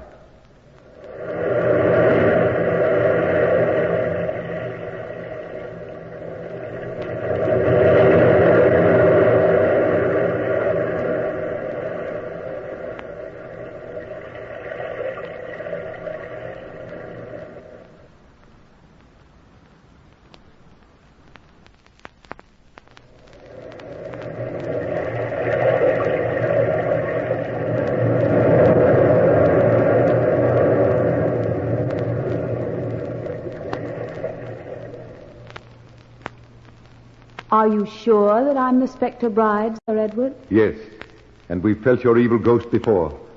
What do you want here now? You know as well as I. This young man. I believe he's the suitor for the hand of a fair lady. You're Mary, I believe, Sir Edward. And tomorrow's our wedding day. Tomorrow, Mary Dunhill will be my wife. Will she now? How certain you are. Though in your mortal lives there is nothing certain. Except death. And even that can be a thing fraught with ill desire. You mean the Spectre Bride, don't you, Sir Edward? And you are right. What do you want here? Something more precious than gold. Sought for by kings and little men. Something you can feel somewhere inside you like a flame. Love is an exquisite, precious thing. That is what I want. For years I have heard of your magic, your lustful hate for those in love. Would you destroy this wondrous warmth in my daughter's heart when you've loved so much? I would, Sir Edward. Indeed I would. You have usurped my other daughter's death. You have stolen her earthly beauty and taken it for your own. Only because it serves my needs. How difficult it is for a man to touch his lips to those of a ghostly bride. How uneasy the chill runs down his spine. You see, this form I have, this body of Josephine, makes desire for the spectre bride run stronger, and she is kissed with fervor and with joy. Leave us alone. We have had enough of your murderous intent. I implore you, let us manage our cursed lives alone. When my own was taken from me by a jealous thrust by a dunghill? No, Sir Edward. Yours is my special bent, my ghostly food, my evil fun. And will be until I die. Then you can die, even as we. But how? How can you die? Your voice is harsh. I do not like it so. Soon you will beg me to forgive you those words, Charles, and implore me to love you again. You speak as if you love me now. Such nonsense doesn't frighten me. Good. Good. And I do love you, in my own fashion. But how can you die? There was only one who knew, and I took her life because of it. But now we have talked enough. Tomorrow is the wedding. Charles, she'll bring disaster to us. Tomorrow the guests will fill the lawns. The wedding will occur, Sir Edward, as you planned. What do you intend to do? Only what I've done so many times before. Nothing can stop me, my Charles. By tomorrow you will not care for this arrangement you have made with a dunghill. You will care only for me. You will love me more than you thought a mortal man can love a woman. And I shall love you, too, in my own way, until my fancy tires. That is how it shall be. Good night to you both. Come back, you devil. Sir Edward, she's gone. It's no use, Charles. But where is she going? Quick, Sir Edward, follow her. No, for your own sake, leave the manor house. This very hour. It's my duty to warn you. She'll steal your love. No matter how strong you think you are, she'll wage a power no man can face without submitting. Tomorrow, just as she says you will, you'll worship the spectre bride even more than your life. I don't believe it, Sir Edward. No woman, spectre or not, can force a man to love her. I'm not afraid for myself. Then for whom? Don't you see? If she cannot win me away, then she'll destroy the woman I love. She'll destroy Mary, Sir Edward. Come along quickly, then, to the manor house.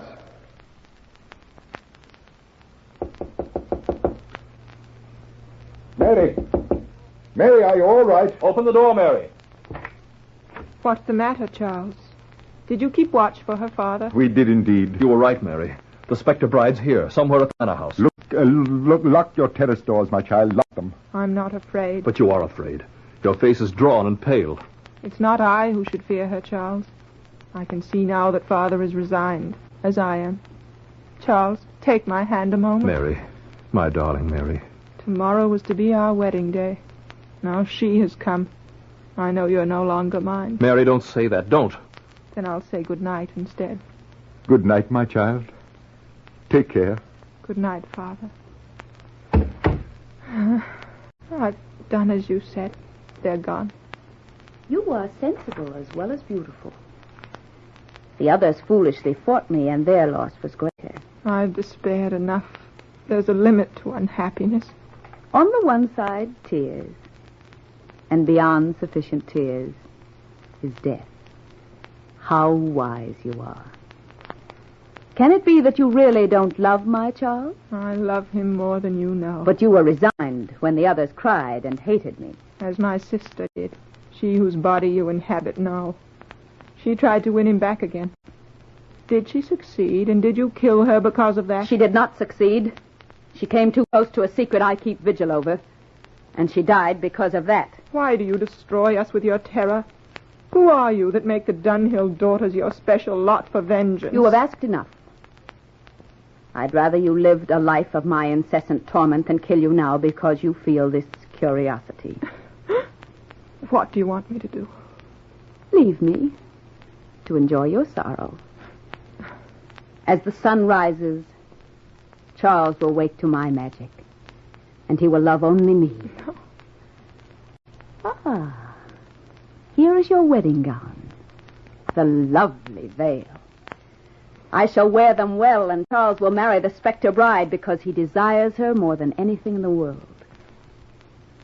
Since I am your twin, he will not want to tell Sir Edward who I am, and I will stay his bride until I tire of his undying love. I hate you with all my heart. Poor, foolish mortal. Were you less serious, happiness would be easier.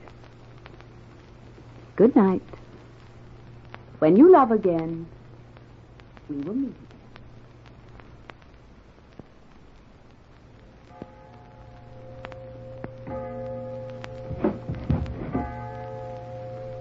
Who's there? Charles, it's I, Mary, here on the terrace outside your window. Mary, I thought you were asleep. I've been sitting here in the dark waiting for her. The spectre bride. Charles, there's so little time.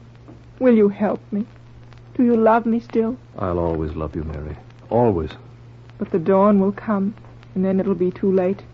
Listen to me. I can't give you up. I can't. There must be a way to stop her. Help me find the way, Charles. I will, darling. Anything. But how? I'm not sure. For an hour I've been hiding in the garden. You see, she came to my room, and she plans to marry you tomorrow. For by then you'll have knowledge of her magic charm and gladly love her. Oh, no, you can't believe that. It will happen. I know it will, because it happened before to Josephine. Listen to me closely. There's not a moment to waste. It was the morning of the wedding day, and William Tilfer came to tell Josephine he loved another woman. And that was what we had feared would happen. You mean the spectre bride? She stole his love from my sister. Josephine couldn't stop it. That day she asked me not to tell Father what had happened. Then she began her search. For what? She never told me. But tonight I've asked myself, what could it be except the secret of the spectre bride? Where did she search? In the oldest wing of the manor house, in books unread for 100 years, and in the ancient family portraits. Afterwards I saw how she pried loose the canvases. But if she found nothing... Did she find nothing, though? Or did she, after all, find what she was looking for? Don't you see, Charles? Josephine was murdered by the spectre bride. In the bell tower? The haunted bell tower. Haunted by the ghost of this demon woman. Where hangs the bell that's never tolled. Never once. Then Josephine must have gone there with reason. And if she discovered some secret, perhaps the very reason for the spectre bride, then maybe that's why she was killed. I begin to see. Every 7th day she's allowed to take a human form. At other times her spirit hovers in the tower, and then a human being cannot go there. But this is a 7th day. Charles, look, I have the key to the little door behind the organ loft. The key? Give it to me. Are you afraid? No, Charles, not afraid, because I go with you. Mary, lift the lantern a bit. This lock will hardly turn. Hurry, Charles, before she comes. There. Come along, give me the lantern. I'll lead the way. How narrow it is. Be careful, the stair is steep and circular. When we near the top, hold the lantern down. From my bedroom window, you can see the tower. Then she'll surely come.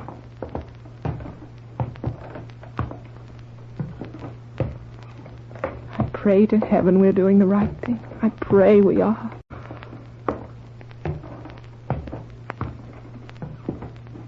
Mary, here we are. Step up quickly. How small the tower is. And the bell so huge and still. Where shall we look? I don't know. On the walls, the ceiling, anywhere. Stand back from the edge.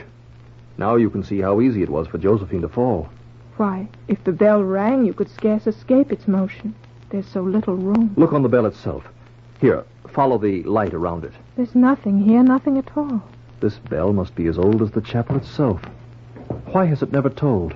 Charles, inside the bell. Look inside. Hold the lantern. I'll climb under it. Be careful, Charles. I can stand upright inside it, Mary. Pass me the lantern. Here it is, Charles.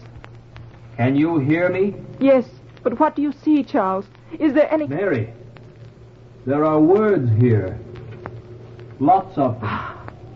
Words cast in relief on the bell itself. Read them, Charles. Read them to me aloud. Hurry. They run in a circle. Where does it begin? Here. Here it is.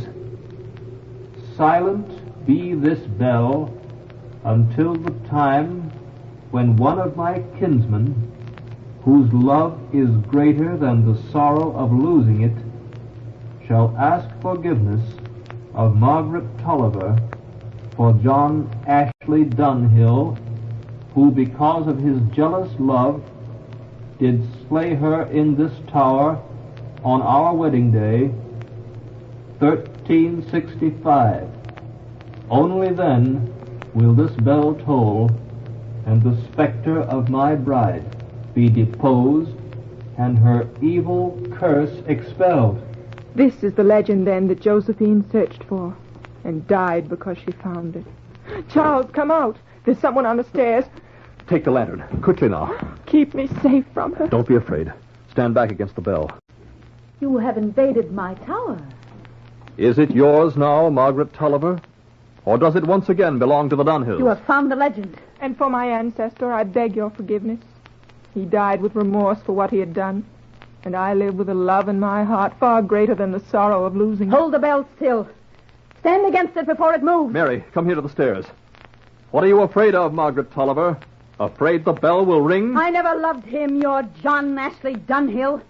But he loved me with all his heart and soul. That night here in the tower, I told him that I could never care for one man any more than the rest. And he took me fiercely by the shoulders, and I screamed and went falling to the ground below.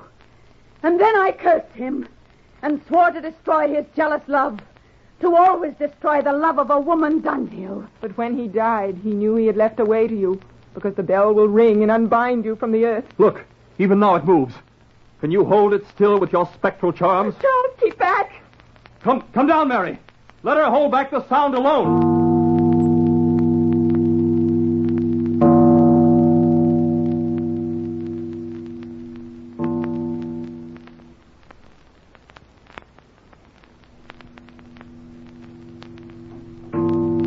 Mary! Charles! You've been in the tower. Father, listen to the bell. Listen to the bell. It rings in spite of her. She's there, Sir Edward. The spectre bride. No. Didn't you see her plummet from the edge? It was the bell that did it. With one swing, it pushed her from the tower. Charles, look there on the ground. The spectre bride. Even as she was murdered hundreds of years ago, so she has died again. Oh, my darling, there's nothing to fear any longer. We two are free.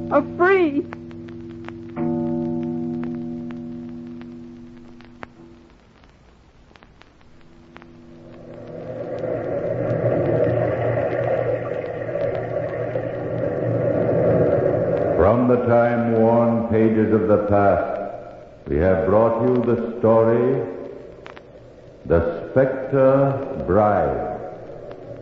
Bellkeeper, toll the bell.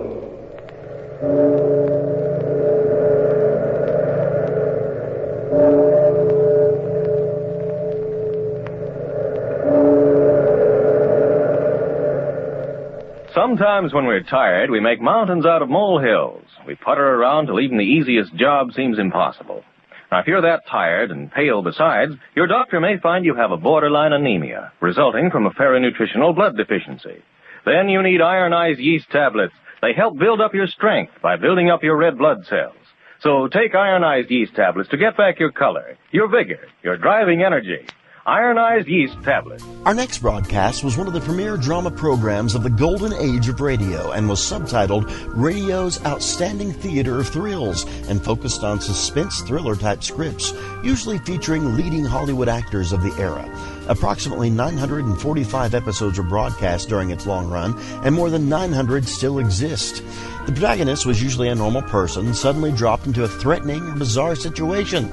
Solutions were withheld until the last possible second, and evildoers were usually punished by the end. We present to you Suspense on HOJO Radio.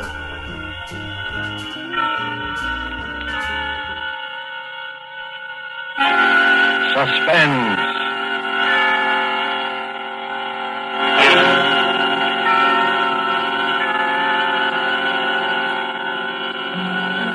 This is the Man in Black, here again to introduce Columbia's program, Suspense. With us again as star is Mr. Orson Welles, in the third of 4 successive appearances for the Suspense audience. And sharing honors with Mr. Welles this evening is a lovely and distinguished Hollywood leading lady, Miss Geraldine Fitzgerald. Our play tonight is from a short story by Agatha Christie. And so with Philomel Cottage, and with the performances of Geraldine Fitzgerald as Alex Martin, and of Orson Welles as her devoted husband, Gerald, we again hope to keep you in suspense.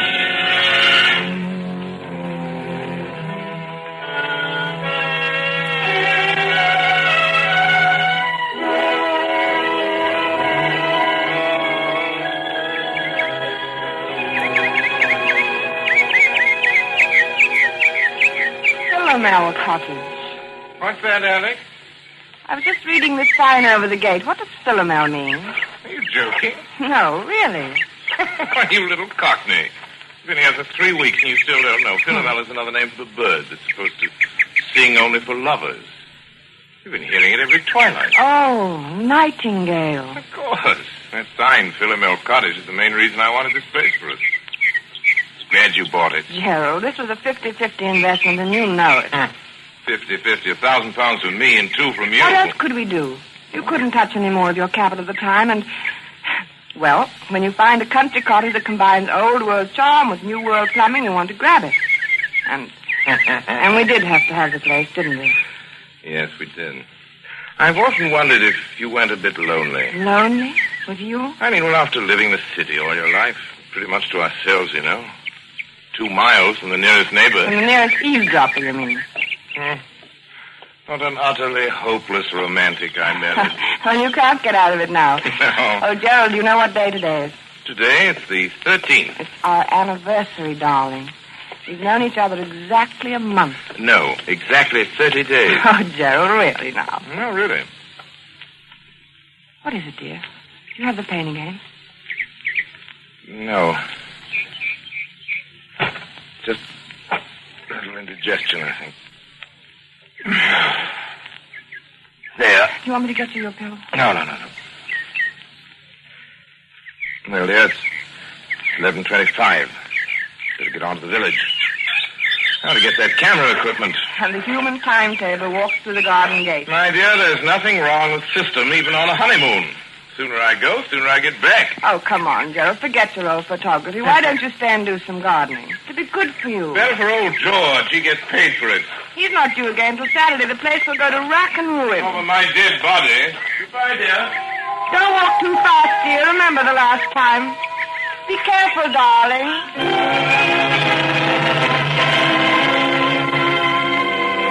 Be careful. It had just slipped out. Be careful. Alex Martin swinging there on the garden gate, smiling out her happiness across a part of England that was as remote and placid as any you'd care to find, wondered why she'd said such a ridiculous thing. If this were London, say, that would have... London. And slowly the smile fell away. She knew then that the memory of that last week in London had never really been far from her mind. That and that last talk with Dick on the top deck of the bus crossing Trafalgar Square. She'd never seen him like that before. Gerald Martin. I tell you, Alex, the man's a perfect stranger to you. You know nothing about him. I know that I love him. How can you know in a week? You've only met him. It doesn't take everyone 7 years to find out you're in love with a girl. It's meant for me, isn't it? Alex. It's no use. Alex, don't you know what it's been for me not being able to tell you? I couldn't, not with the income I had. Then I decided I couldn't wait anymore, and I was going to tell you anyway. And you know what happened? No, I'm afraid I don't. Oh, yes, you do. That money you inherited. That money from your cousin or uncle or whoever I don't see what You didn't think I could ask you to marry me then, did you? You don't think I could live off your money? I'm sorry, Dick. Believe me, I am, but it really doesn't matter now, one way or the other. Doesn't matter, does it? You can bet it matters to that Martin chap. That's what he's after.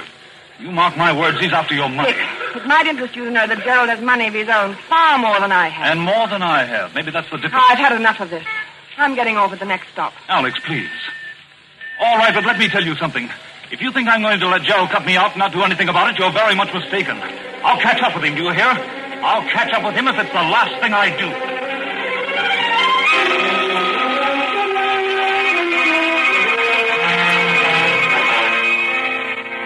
I'll catch up with him if it's the last thing I do. To Alex, that threat of just 1 month ago was merely a heat-of-the-moment outburst of hurt pride. And yet as she leaned on the gate of Philomel Cottage, it kept echoing in her mind. What swept it away, what brought her back to the rustic idyllic happiness of her life with Gerald Martin, was the ring of the telephone inside the cottage. Who could be calling? Couldn't be Gerald. Gerald had hardly had time to get beyond the turn in the road. Except if something had happened to him. If he'd had another attack. Maybe one of the villagers was trying to call to say that he... Well, she hurried then, and her hand shook a trifle. Hello? Alex, this is Dick. What? Who did you say? Dick? Why, Alex, what's the matter with your voice? I wouldn't have known it. It's Dick. Dick Wonderford. Oh, well, where are you? At the Traveller's Arms. That is the right name, isn't it?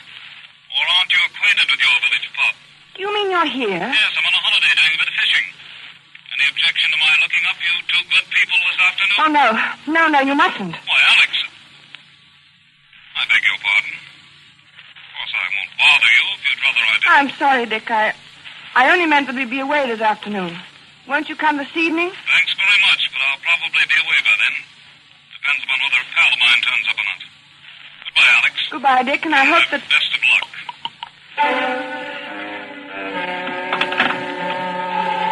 For a long moment, Alex stood quite still, the memory of Dick's threat flooding her mind. She walked across the spacious oak-beamed living room. By the time she reached the side porch, she'd made up her mind. Much as she hated deceit, she would say nothing to Gerald of Dick's call.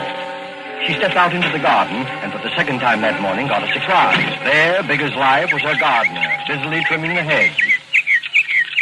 Why, George, I thought we agreed that Saturday was your day here. I thought as how you'd be surprised, Mrs. Martin. There'll be a fair over the Squires on Saturday, and I says to myself, Mr. and Mrs. Martin, they won't take it amiss if I comes for once on a Wednesday instead of a Saturday. No, of course not, George. Then I thought, too, as I might as well see before he goes away so as to learn your wishes with the boarders. Before I go away? To London tomorrow. Me? Going to London tomorrow? Where did you hear that? Met Mr. Martin down the village yesterday. He told me you was both going away to London tomorrow. And it was uncertain when you'd be back again. I didn't... Now, don't tell me you and the master is disagreeing already. Oh, no, naturally not. The trip just slipped my mind. Get on with your work, George. Listen, never could understand why anybody'd want to go up to London, though. Like Mr. Raines, what used to have this house. He went up there, not to live, mind you. Yes, and after fixing up this place like he did, with taps all over everywhere, why, you're going to take a loss, I says to him when I sees the place up for sale. Ain't everyone as will have your fed for washing themselves in every room in this house in a manner of speaking.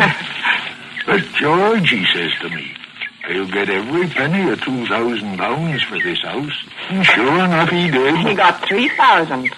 2,000. Some he was asking was talked of at the time. A very high figure it was thought to be. No, George. You see, I gave 2 and, well, it really was 3,000. Yeah, you don't tell me that Mr. Ames had the face to stand up to say 3,000, brazen like in a loud voice. He didn't say it to me. He said it to my husband. I guess I'll do some spading now. The price was 2,000.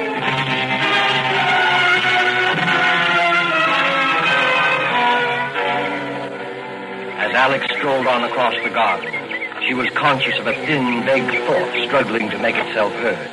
Then, abruptly, it was gone. Her eye had fallen upon a small, dark green object lying in the fur beside one of the flower beds. Gerald's diary. Her husband's pocket diary. She picked it up and opened it, scanning the entries with some amusement, once again reminded of Gerald's enslavement to time and system. It It was the entry on page 21 that brought the smile to her face. April 14th. Marry Alex at St. Peter's Church, 2:30. And it was the entry on page 30 that took that smile away. She stared, puzzled, at the date on the page. Wednesday, May 13th. Why, that's today. Only one thing was written there, in red pencil. 6 p.m. What was to happen at 6 p.m.? As she stood there, that small, vague thought struggled to be heard once more. It was something Dick Winterfeld had said. Not the threat, not that wild, silly promise of vengeance, but something else. And then it came. That's a perfect stranger to you. You know nothing about him. Nothing about him. It was true. What did she know about him? After all, This is ridiculous. Gerald, my husband. I love him. I trust him. But Then she thought once again of that cryptic entry. 6 p.m. It was just 3 o'clock when Gerald, his arms laden with packages, walked up the garden path and came onto the side porch. Oh, Alex! The moment he opened the door into the living room, he noticed a rather odd kind of excitement about him. There you are. Miss me, darling? why wouldn't I? You've had time to buy out the whole village. Only the camera shop. Now, if I don't have the best equipped darkroom this side of London, it won't be my fault. If you're not careful, that darkroom of yours is going to overflow the whole cellar. Oh, incidentally, here's something you've been watering the flowers with. Hmm? Catch. Yep. My diary. I dropped it in the garden, did I? I know all your secrets now.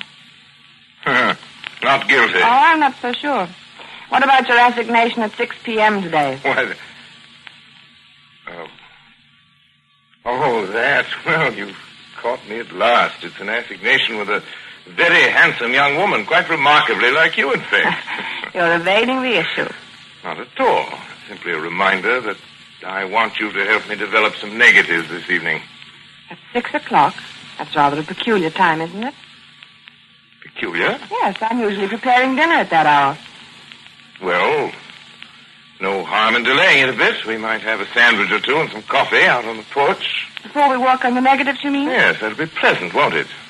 You know something, Alex? I've never found anybody yet who could touch your coffee. Oh. Really?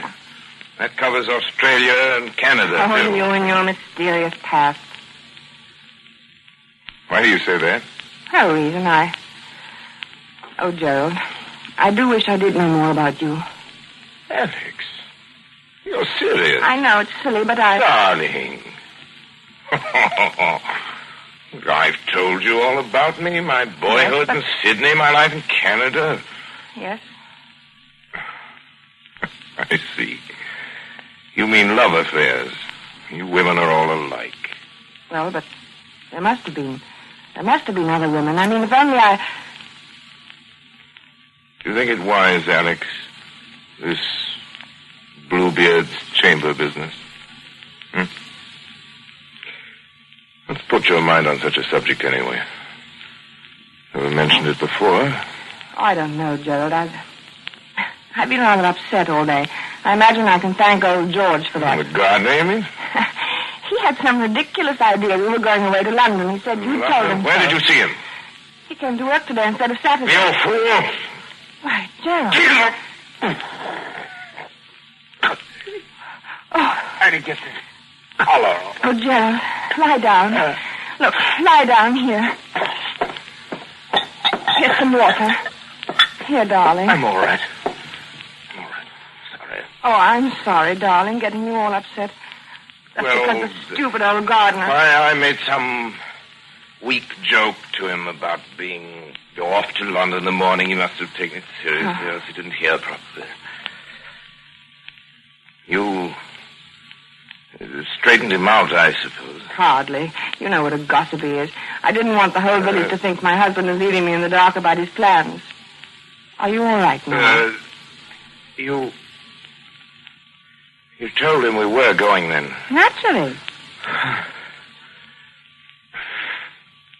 Yes, of course. Sorry you were placed in that kind of situation, darling. I don't suppose you ran into anybody else today? This far from the world, Gerald? It isn't very likely, is it? Gerald. No, not another word. No, not another word. You aren't yourself now. It's quite plain. I want you to have a little rest. You'll be right as rain by 6 o'clock. Must you do those photographs tonight?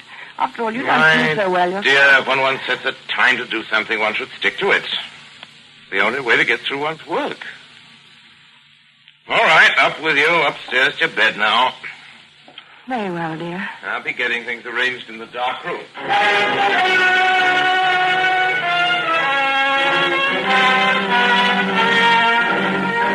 But for Alex, rest was more like a nightmare. Upstairs in her room, she told herself that there was no basis whatever for her state of mind. Still, the turmoil, the doubt, the odd, unaccountable sense of dread persisted and grew until... Softly, she opened her door, stepped out up in the upstairs hallway. Quite clearly, she knew what she must do, knew she must find some testimony to her husband's past, something to reassure her, something to kill that agonizing dread mounting within her. And strangely, she remembered that single locked drawer in Gerald's bureau. She tiptoed to the door at the head of the stairs, opened it, and entered her husband's room. The key, yes, the key. If only she could find the key that locked the drawer. But there was none in sight. She moved to the wardrobe, went through his coat pockets, and then there at her feet, there on the floor, she saw it. Swiftly, she stepped to the bureau, inserted the key, and it worked.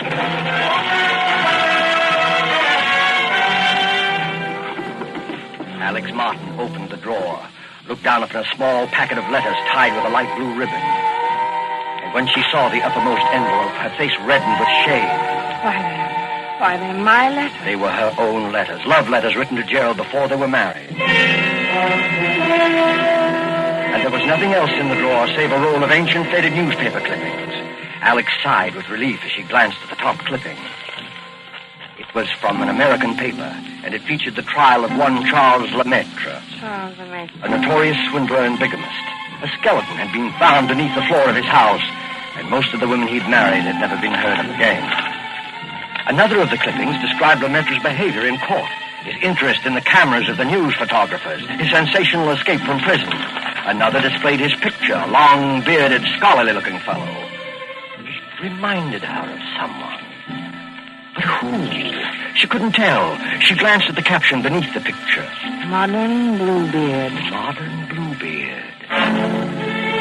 Yes, that's what she read. Her eyes went back to the picture, and in a flash, they saw the resemblance. She ran through the other clippings. Dates had been found in the man's pocket diary, dates it was contended when he had done away with his victims. He was an amateur photographer. He was from Sydney, from Canada. He was subject to heart attacks. He was Gerald.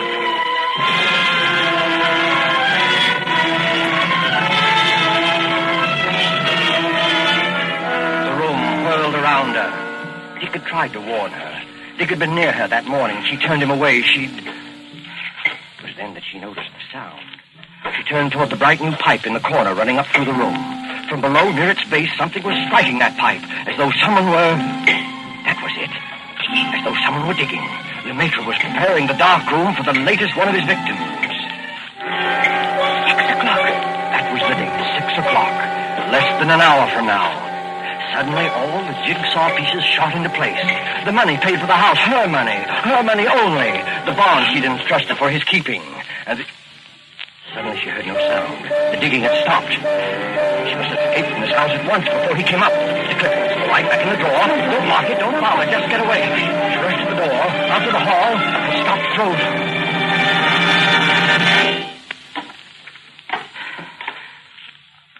Yes, my dear? Oh. You startled me. I was just trying to find your nail file. Were you, dear? Well, that's nothing to look so guilty about now, is it? Better come on down. Getting late, you know. Gerald, Just have time to make the coffee and sandwiches. Before we do the pictures, that is. I'll be right down, darling. Oh, but we really mustn't delay, must we? Coming, Alex? Very well. that's better. Here, let me give you a hand. Never mind, Why, Gerald. Alex, how cold you are. Cold. Yes, I am, rather. Well, that'll soon pass away, I'm sure. Hurry along, dear. Hurry along? Yes, into the kitchen. Alex, what is the matter? Nothing. I'll be all right. The kitchen. Yes, I'll fix us something in a second. You just sit here in the living room and... No, the porch. That'll be more comfortable, won't it? And I'll be right with you. Splendid, Alex. I'll just... No, of course not. What, Gerald? How rotten of me not to have suggested it. Since you're feeling a bit under par, you can probably do with some help. I'll come with you.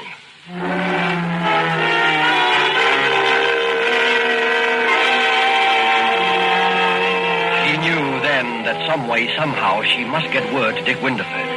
The fact that he might be gone by now, the memory of him telling her so, she resolutely put out of her mind. There must be no more panic. She must be in utter control of herself. Alex, carrying the coffee out to the porch, glanced at the clock upon the mantel. 10 minutes till 6. Her very life hung by those next 10 minutes, by her ability to think coolly and swiftly, because standing beside her was a man as determined as he was insane. A pity you're so abstracted, my dear. What? Why do you say that? Well, because you're missing the loveliest sight you're ever likely to see again. Look out beyond the garden. First soft shades of twilight. Twilight. Over Philomel Cottage. Now, I say, Alex, you are below par. What do you mean? First time you've ever slipped on the coffee. You must have tossed in the entire canister. I'll be more careful after this. Oh, dear. That reminds Alex, where are you going? Nothing to get excited about, Gerald. I forgot to order meat for tomorrow. I'm just going to phone the butcher. The butcher this time of evening? He generally stays late on Wednesdays. I'll be right back, darling. Don't shut the door, Alex. It keeps the insects out of the living room. You're not afraid I'm going to make love to the butcher, are you?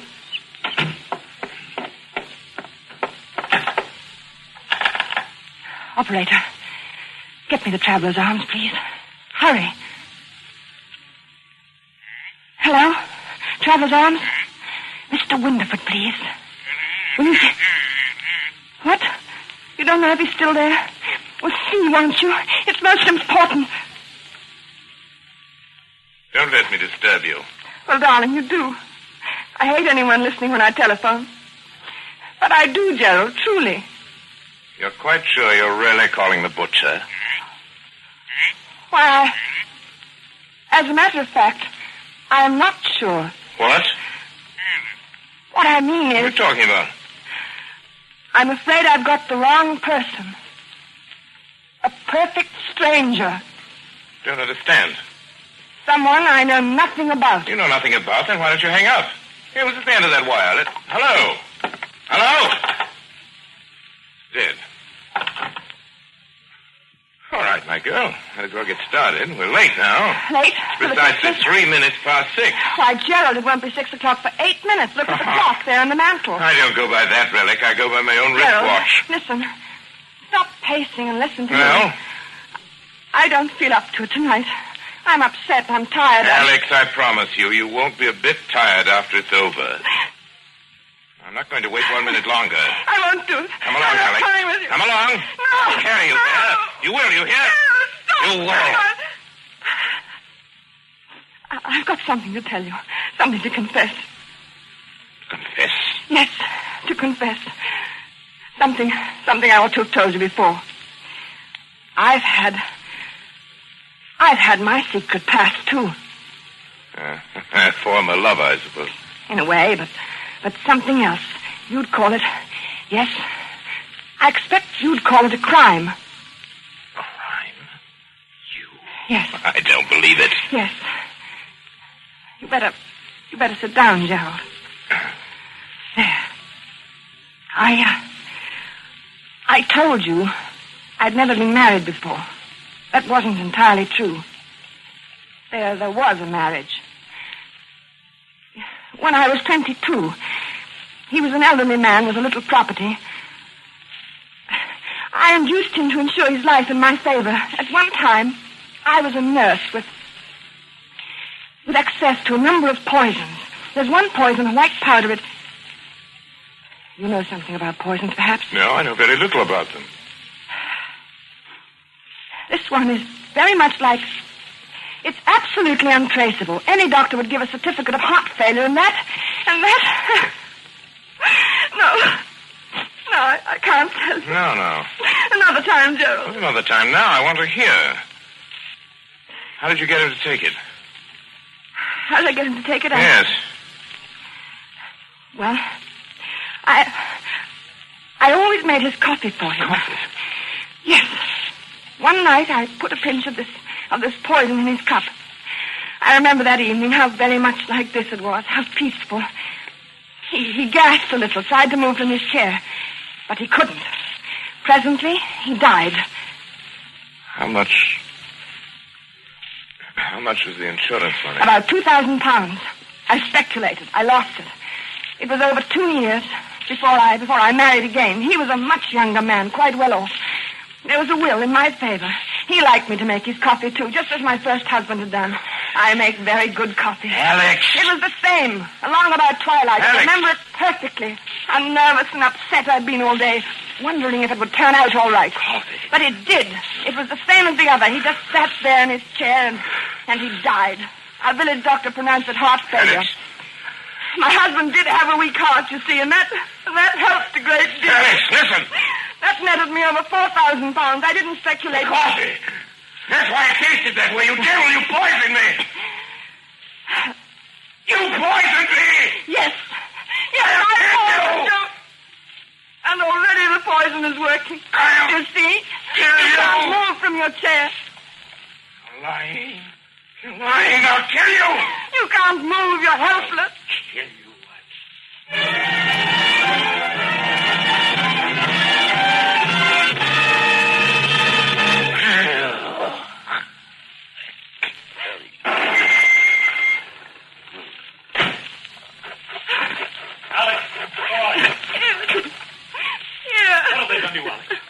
Constable, what's been happening in that room? Right, sir? You came. You did hear me. Oh, you silly girl. You went to the trouble to call me up and talk about someone you knew nothing about. I certainly knew enough to come. Excuse me, sir. What did you find, Constable? The man sitting in the chair. Heart trouble, it looks like, sir. And yes? Well, sir, he's dead. Your husband, ma'am? You might say a perfect stranger. He was just sitting in his chair, and presently he died.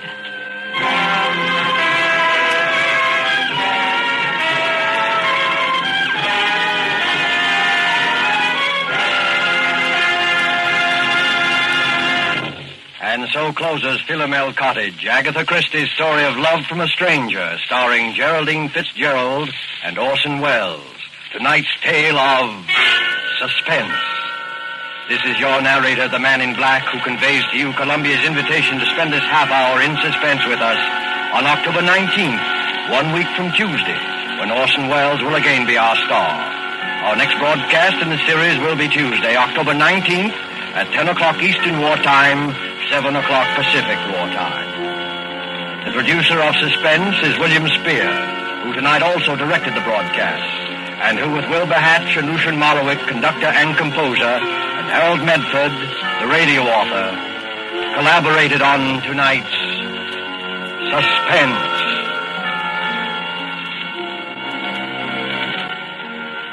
This is CBS, the Columbia Broadcasting System. Ladies, here's a sensational beauty tip direct from Hollywood. When you want your hair to look its radiant best for an important date, do this the night before. Give your hair a glamour bath with Kreml shampoo. I certainly agree with that, Mr. Bell. And you know, Kreml shampoo is the shampoo used by those famous beauties, the Flowers models. Kreml shampoo has been especially developed to glamour bathe each tiny strand of hair so that it fairly radiates natural, dazzling highlights. It leaves the hair simply gleaming with natural glossy luster. And what's more, your hair stays that way for days. And please bear in mind that Kreml shampoo is not a soapless shampoo. It's not a cream shampoo. It's not a drying detergent. It's entirely different. Yes, Kreml shampoo uncovers all the natural highlights that lie concealed in every woman's hair. Yet it never dries the hair. In fact, Kreml shampoo has a built-in oil base which helps keep the hair from becoming dry or brittle. Kreml shampoo whips up a luxuriant, active foam, even in the hardest water. It rinses out so easily and never leaves any dull, soapy film. So, ladies, why not buy a bottle of Kreml shampoo at any drug counter and glamour bathe your hair to tantalizing loveliness? Kreml, Kreml shampoo. HOJO Radio, where the classics come alive.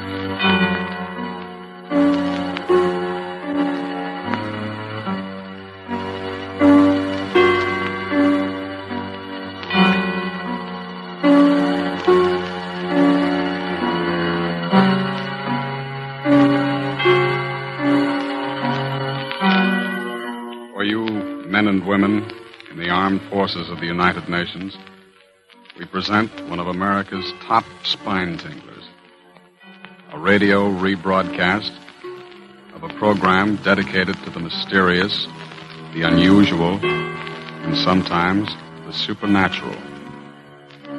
A program of suspense. This is the truth. Do you understand? The truth. It must be the truth. It has to be.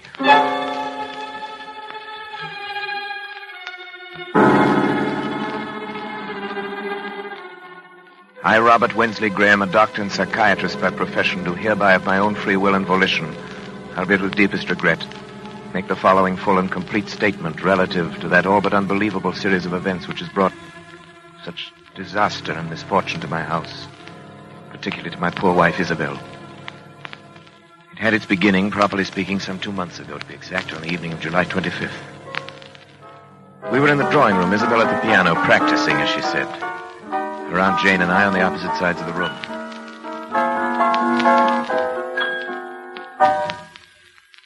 Isabel, what's the matter? I don't know. I can't seem to keep my mind on anything anymore, even my music. Nerves. Nerves? Isabel. Yes, Robert? I don't wish to distress you, but it's been going on for quite a little while now. It's not getting any better. I know. Let's not discuss it, shall we? You should let me prescribe treatment for you. I could prescribe something for her. You can do remarkable things now with just the common old drugs under proper control. Drugs? It's not drugs that she needs. It's to get out of this house for a while. It's to get back to the concert stage where she belongs. It's work. Aunt Jane, please. I'm sorry. I don't believe in beating around the bush. You're an artist. You've got talent. There's no sense in your trying to subordinate yourself to somebody else. Aunt Jane, that's enough. I'm not subordinating myself to anyone. Really, Aunt Jane, you mustn't interfere, you know. Robert doesn't want me to go back on the stage. Darling, it isn't that I don't want you to go back. I'm proud of you. You know that. It's only because I know that going back to a professional career in your present mental condition would be terribly harmful. I know, Robert. I know, you're right. Oh, after all, I'm a doctor. It's my business to know these things. I get it. Probably the hospital. Hello? Hello? Yes, it's Dr. Graham. Oh, yes.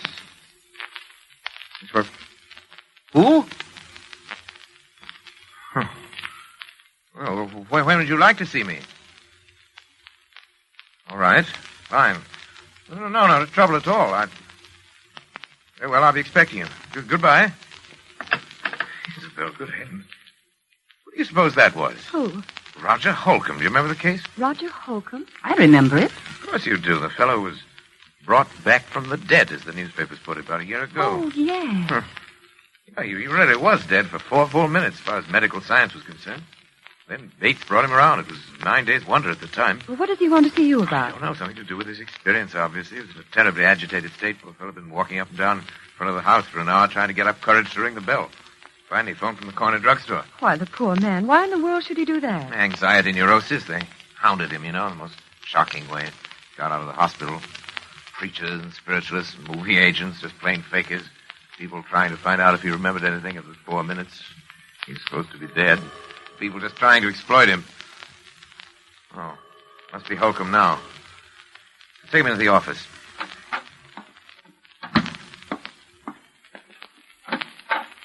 Dr. Graham? Yes, you're Roger Holcomb? Yes. Come in. Pleasure to meet you, Mr. Holcomb. Yes, sir. You come this way, please. My office. Now just sit down anywhere. Lie down on the couch if you like. You're tired. I am tired. Tired unto death. Give me your hand, please. For heaven's sake, there's nothing wrong with my pulse. If that's all you think it is, I'll go. Why did you come to me, Mr. Holcomb? You know my history? Yes, most medical men do. Up until your disappearance. Yeah, most medical men do, all right. Then they tell me I'm crazy. Do you think you are, Mr. Holcomb? Oh, I see. You're like all the rest. Let go of me, please. Just a minute, Mr. Holcomb. You came to me for advice. For treatment. I suggest you tell me your story. Well, I was told you specialize in strange cases. Things that other men can't explain. And that's true in a way. You know what happened when I got out of the hospital. How Yes. they followed me, questioned me, hounded me day and night, trying to find out if I remembered anything, if I'd experienced anything beyond the grave. Yes, I remember that. Well, then you remember that my answer was always the same. That I remembered nothing. That I knew nothing. Well, I was wrong. Oh? What did you experience during those 4 minutes? I don't know. But it must have been something. Something I don't even dare to think about. How do you know this? Well, it happened the first time on a boat trip, which I'd taken to recover my health. I found myself chatting with a woman who was seated at my table in the dining saloon. She found occasion, as such women often will, to mention her age. She said, after all, I'm not yet 40. And then it happened. What happened? Well, from somewhere came crashing into my mind a certain knowledge of the exact day and year of that woman's birth. And with it, a compulsion to speak out. A compulsion which I could no more have resisted than I could have resisted breathing. I said, Madam, you were born in May, weren't you? May 30th. And she looked at me in utter astonishment. We'd never even seen each other before in our lives. And said, yes. And then I added the date, the year 1900. See, she was well over 40. She'd lied to me. Innocent enough thing, but I had known the truth. And I'd been forced to speak. And I have been ever since. This phenomenon has occurred often? More times than I can remember. Every time a direct lie, no matter how trivial, is uttered in my presence, I suddenly know the answer to that lie. I know the truth. And I'm compelled to speak it. And this condition has existed only since your... Since my 4 minutes beyond the grave, yes. Quite. It's as though, in that brief time, I glimpsed eternity. As if I'd seen revealed all truth of all the ages. I can never tell you how horrible that's been. I found that men, even the most honest of men, live by lies. Tell me, you have a family, friends who are understanding? Oh, for heaven's sake, Doctor, don't you understand what this has done to me? Yes, I had a family and friends, a girl I was going to marry. Today I'm an outcast, pariah. I'm shunned, feared, I'm hated. Yes, hated. Mr. Holcomb. Mr. Holcomb, I believe that this condition is very real to you. Causes you very real anguish. I want to help you. Do you think you can? I'm confident that I can. Suppose you could arrange to stay with me here at my home for a matter of weeks or months, if necessary. Well, I'll do anything. Good. Anything in the world to be a normal man again, but... But what? Dr. Graham, I can see that you still don't believe me. Oh, no. I beg of you, You don't know the terrible responsibility I'd be to you. I'd be like a spy, like some inexorable prosecutor from another world. Mr. Holcomb, let me worry about that. All right. Is there anyone else in your household who might object? Oh, no, there's only my wife and her aunt. Have your own quarters. Be quite comfortable, I assure you. I'm sure I'd be. It's a lovely house, what I've seen of it. Yes, I'm rather lucky. I'm interested in research primarily. Not much money in that, you know, but a couple of years ago I came into quite a nice inheritance. House went with it. What is it? What's the matter? The inheritance was not yours. It was your wife's. The house is your wife's. You were penniless.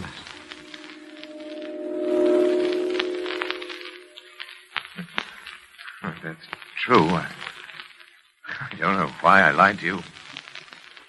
Pride, I suppose. I'm sorry. I told you I couldn't help it. No. I'll go now. Please. Mr. Holcomb, my fault. It's a small matter. But you see now that I want to help you. Do you believe me now? I believe, Mr. Holcomb, either that you are far more ill than I realized, or that in months to come, you and I must venture into a realm never before explored by mortal man.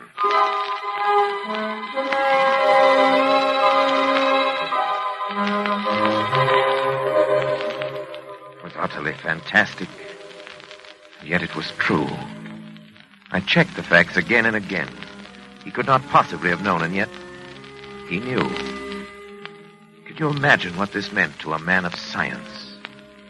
If I could fathom the depths of Roger Holcomb's mind, I could make a contribution to the body of scientific knowledge absolutely without parallel in modern times. I'd be more famous than Pasteur or Ehrlich. There remained the problem of Isabel. I was aware of the danger, of course. I was acutely aware of the peculiarly delicate balance of her mind at that time. The fact that the presence of a man like Roger Holcomb might be seriously detrimental to my rather well-conceived plans for Isabel. I believed I could control the situation. I determined to proceed. Actually, Holcomb's presence made itself felt almost immediately. The first incident came after he'd been with us.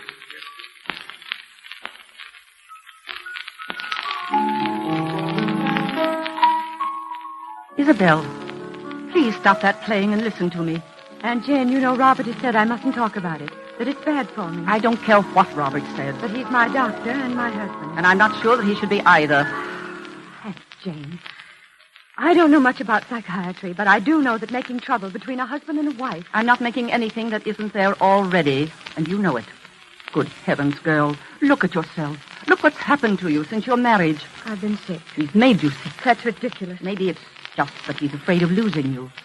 Maybe he's even afraid of losing your money. But I'm absolutely convinced that whether he's meant to or not, he's made you believe there's something the matter with you that isn't. Aunt Jane, I simply forbid you to talk this way. And now he brings this psychopath into the house. And don't bring Roger into it. He's Robert's patient. It's Robert's work and it's none of our business. What about your own work? It doesn't matter. Doesn't matter? Aunt Jane, you simply don't understand. Robert is my husband. I trust him and I love him. Nothing can ever come between us. I'd destroy anything. I'd kill anyone who tried. Isabel, do something before it's too late. Do what? Get away. Leave him. Divorce him. Anything. Oh, I hope we're not interrupting. Of course not, darling. Hello, Roger. Hello, Isabel. Good afternoon. How are you feeling, Roger? Better, I think. I think it would be better if we didn't discuss our states of mind, Isabel. Oh, of course, I'm sorry. Well, would you like me to play something for you?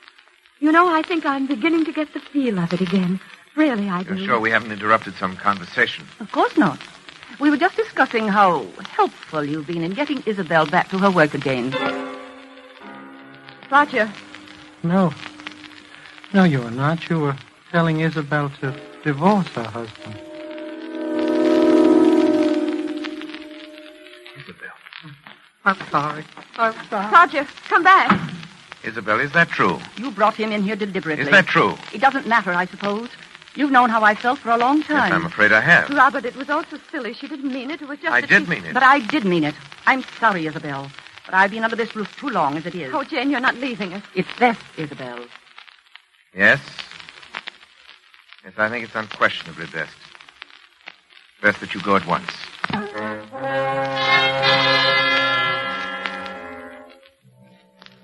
She left us, of course. I'd always believed that Jane exercised an unfortunate influence over Isabel. I did not dream it had reached such a point as this. Yet this incident gave me my first insight into the relationship which was destined to develop between Isabel, Roger, and myself. The first and most obvious result was that within a matter of weeks, Isabel was to lose every friend she had. We became further estranged as each day passed. It was difficult to speak of even the most casual things with this strangely terrifying specter of truth always at our elbow. The situation reached its inevitable climax the evening that Leopold Serinsky, the famous conductor of the Los Angeles Symphony, was to call on Isabel with a view to resumption of her professional career under his auspices. I gave a great deal of thought to that evening. It had to be handled with a great... Robert, you will help me, won't you? Of course I will, darling. I don't know whether you realize how important it is to me. I have nothing but the music now. I've been working so hard. Playing sometimes half the night while you were asleep. I've heard you. Sometimes it seems that the piano's all that's helping me to keep my sanity. My darling, I want you to let me prescribe something for you. Time we face this thing, your trouble, I mean. Robert, does he have to have dinner with us tonight? Roger, Isabel, you know how I stand on that. Oh, yes, but just now, this one... Even once, Isabel, keep him in his room like a spoiled child when we have guests. Isabel, it might undo everything I've accomplished in weeks. Oh, of course. You're right. But, Oh, Roger, come in. Robert, I was wondering if I mightn't be excused just tonight. Oh, you're having dinner with us, Roger. Must I? You know you must, Roger, and you know why. Why, Roger, don't you want to meet the great Leopold Serinsky? He's really a wonderful person. Yes, indeed, I would very much. You know, I made my debut with him in 1934. I did a concert with him every year until I... Isabel was very talented, you know. I was? I am. Oh, Roger, I'm going to play with him again. He wants me to open the season in November. Can you imagine what that means to me? I'm so glad, Isabel. And Robert has finally given his consent. Haven't you, dear? I'm sorry, what was it you said, Isabel? I said you'd given your consent to my playing with Serinsky. Well, Isabel, you know I don't want you to think that I'd ever stand in your way. I know, dear. Roger, I'll do the Emperor Concerto, and you will come to hear me. You do want to, don't you, Roger? Please, Isabel, don't ask things of me that can't... What's the matter?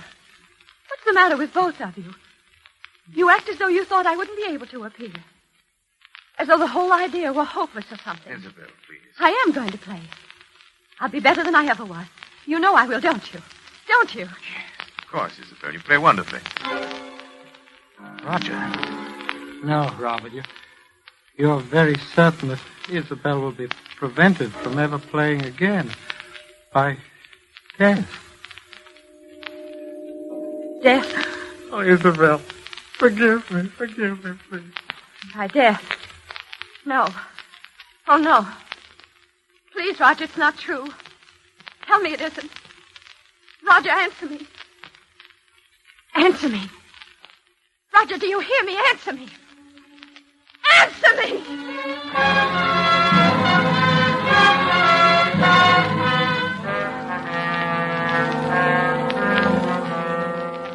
When Serinsky arrived, I told him it would be quite impossible for Isabel to leave her room. The concert was canceled, and indeed, to my knowledge, she's never touched the piano since that day. By now, to even the most casual observer, it must appear only natural that Isabel had every motive for a desperate, almost paranoid hatred of Roger Holcomb. This much was clear to me. The rest not yet. But one thing from any point of view was certain. I had to keep Roger and Isabel apart. Perhaps what I feared was indeed inevitable. I honestly did not think it so at the time. As a precautionary measure, however, I prescribed a drug for Isabel, which she at last consented to take. I gave her her own supply. She administered it to herself, as I had directed.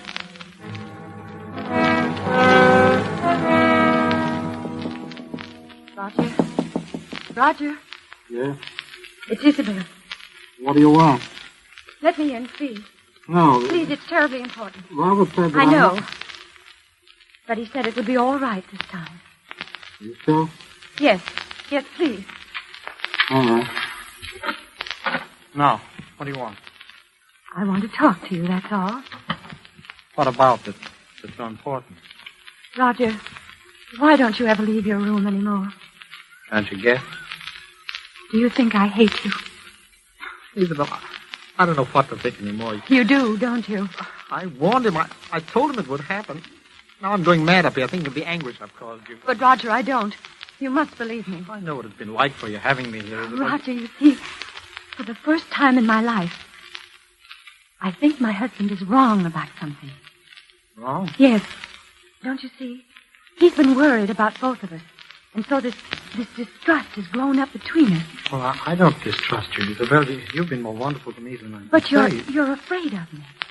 And that amounts to the same thing. And it's bad. For the both of us. It's hurting both of us. Well, I've often felt I wanted to talk to you, beg your pardon. Oh, you don't have to do that. We're both sick. But I think if we saw each other sometimes, if we talked the whole thing out, it would help us both. Well, does Robert think so, too? No. Then he didn't tell you it was all right to see me. No. I lied to you. You what? I lied to you. You lied to me. And it didn't happen. Isabel, don't you see? I am getting well. It didn't happen. I know. I don't think it does happen anymore. Except with Robert. With Robert? What makes you think I don't know. Something about the way he acts. The way he is. Oh, but Isabel, he is curing me. Then perhaps you shouldn't have come No, up with... no, don't you understand? We must see each other. We must talk. No, listen. Isabel. Robert, something's happened that I must tell you Please, about. you're completely overwrought. Oh, but Robert, if I must insist, Isabel, why did you do this? I'm You have to have sorry. a sedative right away. Isabel, get the bottle from your room. Mine? Yes, please, hurry. All right. Robert, she lied to me. Yes, I know. But, Roger, I must absolutely forbid you to talk now. You must trust me. All right, but later I want to have a long talk with you. Of course She we lied. shall. Here it is. I brought my hypodermic, too. I'm glad you did. The other one's mislaid somewhere. Will you give it to him, please? I? Yes, I'm sorry, but this has upset me rather badly. My hands are shaking. Robert, I'm terribly sorry. No matter now. Give him the hypodermic in the upper arm. That's right. There. Thank you. Leave us now, please, Isabel. All right. How are you feeling now, Roger? Well, I'm fine, Robert. I think I'm better than I've been in months. I know you're better. That's why I was so upset to see you. Why, Robert? Can't tell you all my reasons now, but you must trust me and believe in me. Oh, I do, but... Only that I'm afraid for your health. Roger. No. You're afraid of murder. What? Murder. Roger, listen to me. Roger. Murder. Roger, what are you talking about? Roger! Roger!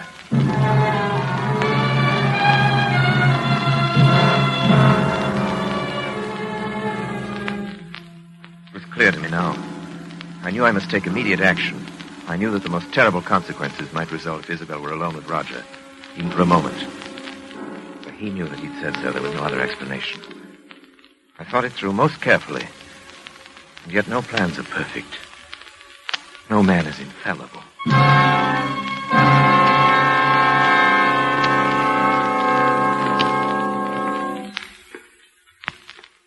Isabel! Robert, frightened. What are you doing? Nothing. Don't lie to me, Isabel. I'm not. I You were was coming from Roger's room. No.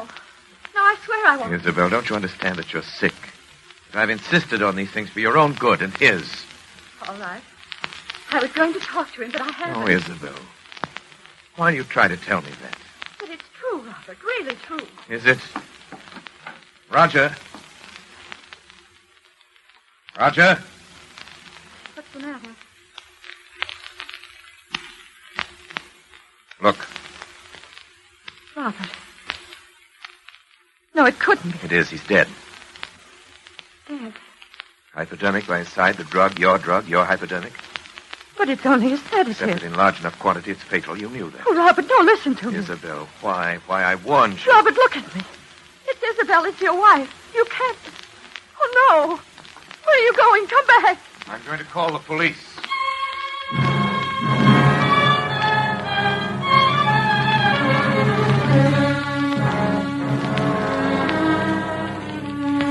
It was perhaps the most terrible decision a man ever had to make, even though it did come not as a shock to me, even from my point of view as a scientist. It was terrible enough. Yet it had to be done, and I had done it. I did not speak to her as we waited, and she made no further attempt to appeal to me. She seemed utterly stupefied, perhaps as a result of the drugs she'd herself been taking. Perhaps because she suddenly realized she was hopelessly trapped. When police arrived, I told the story with as little emotion. Yes, there are fingerprints all right on both the bottle and Those the would be my wife's, of course. They both belong to her. Is that true, Mrs. Graham? Yes. Dr. Graham, do I understand then that you are formally charging your wife with the murder of Roger Holcomb? Well, you could hardly expect me to do that, could you, Inspector? I'm simply telling you the facts. Yes, but you said she hated Holcomb, and you knew it. My wife has been mentally ill for some time. Now, many people can testify to that. You plead insanity, of course. Dr. Graham, I can't tell you how sorry I am, but the things you have told me add up to only one thing, as you yourself obviously recognize. Yes. Your wife, Isabel Graham, murdered Roger Holcomb. What did you say? I said your wife, Isabel Graham, murdered Roger Holcomb. No. I murdered him.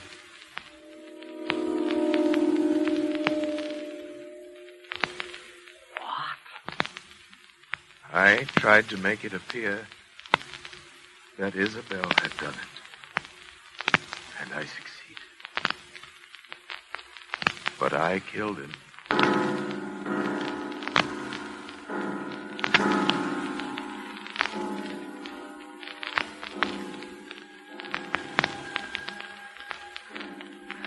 No plans are perfect.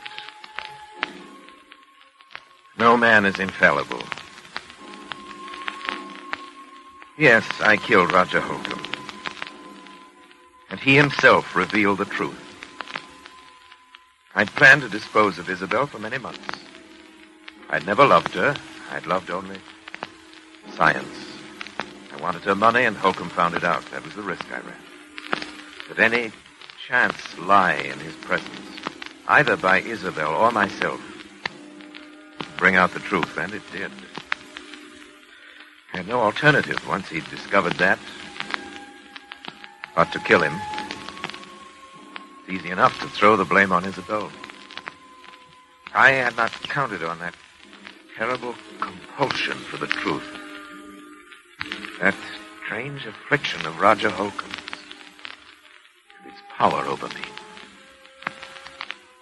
Did it transfer itself at his death to me? Or was it conscience? It's a pity that it had to end this way. It was a fascinating case.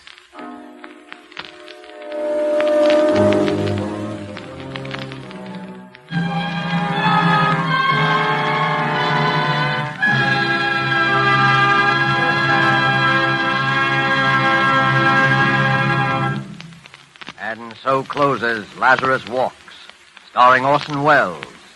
Tonight's tale of suspense.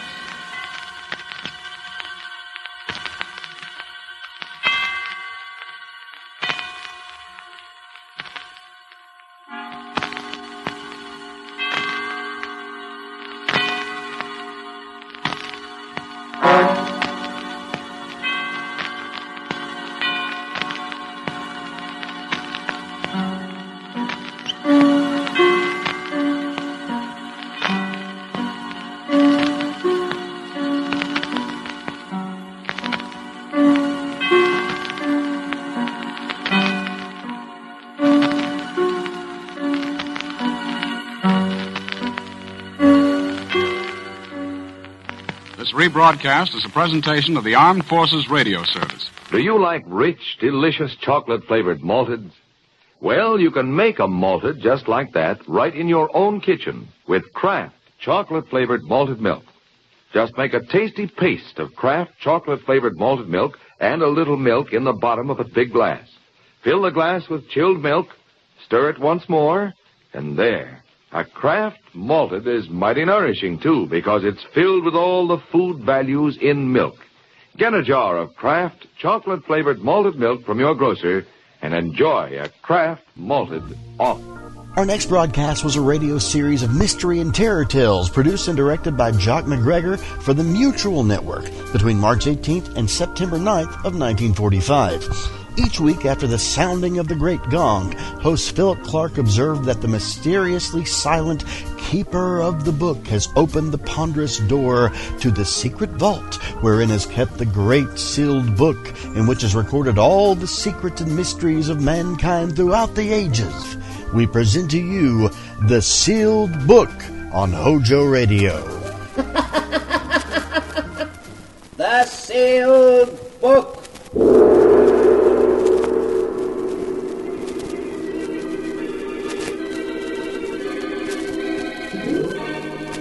Once again, the keeper of the book is ready to open the ponderous volume in which is recorded all the secrets and mysteries of mankind through the ages. All the strange and mystifying stories of the past, the present, and the future.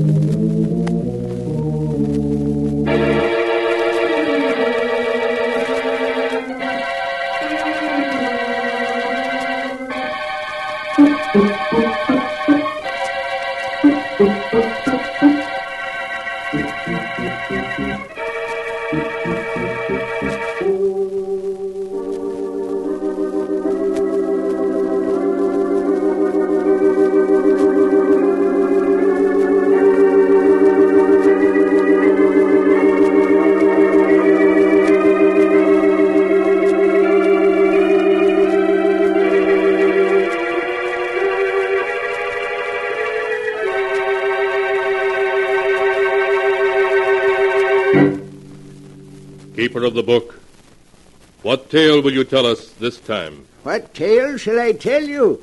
I have tales here of every kind. Tales of murder, tales of madness, of dark deeds and events strange beyond all belief. Let me see. Yes, here's a tale for you. A strange and terrible story of two old ladies and how they tried to escape from their doom.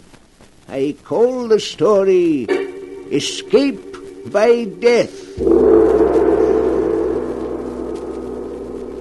My story begins in a big, shabby old house in the country, fully a mile from any other habitation. In a large ground-floor room, which is both their bedroom and sitting room, Martha and Louise Abbott listen to the wind howl outside. Louise is an invalid, confined to a wheelchair. Martha, though able to walk, can only hobble a few steps at a time, so that to them the lonely house is almost like a prison. Listen to that wind, Louise. Oh, I do hate living out in the country like this. We're so isolated from everybody. Oh, yes, Martha. It was so much nicer when we lived in our own house in the village. Even if Roger and Hester are our nephew and niece, we should never have let them persuade us to move out here with them. Oh, what is it, Toby? Queenie? Oh, our mother's darling's hungry. Even Toby and Queenie don't like living here. Yes, they do seem unhappy. Queenie hasn't been eating well. Louise, it's very foolish for us to stay here with Roger and Hester. I think I hear Hester coming now. We'll tell her right away that we want to go back to our old home. Here I am at last, Aunt Louise. Aunt Martha, I brought you tea and some cake I just made this afternoon. Thank you, dear. I have the Daily Sentinel for you. George Gibson just delivered it. I haven't even opened it yet. Thank you. Roger, Louise and I have been talking things over. It was very kind of you to invite us to live here with you, but we were much happier living in the village. We want to go back. But, Aunt Martha, it's much better for you here. Really it is. Of course, you're just homesick, both of you. And you'll get over it. Pretty soon you'll love the country as much as we do. Now, we don't want to hear another word about your leaving us. We couldn't be happy thinking of you alone and helpless in the village. Come along, Roger. Let them drink their tea. All right, Heston. See you both later. Oh, I do wish they'd let us go back. There's no reason why we shouldn't. Do you remember the teas we used to give? Mary Thompson came over every afternoon. It was so nice. There's no reason we can't move back and give those teas again. We won't be alone or helpless either. With all the money Father left us, we can afford a dozen servants. Louise, we are going back. I've made up my mind. Oh, Martha, I'm so glad.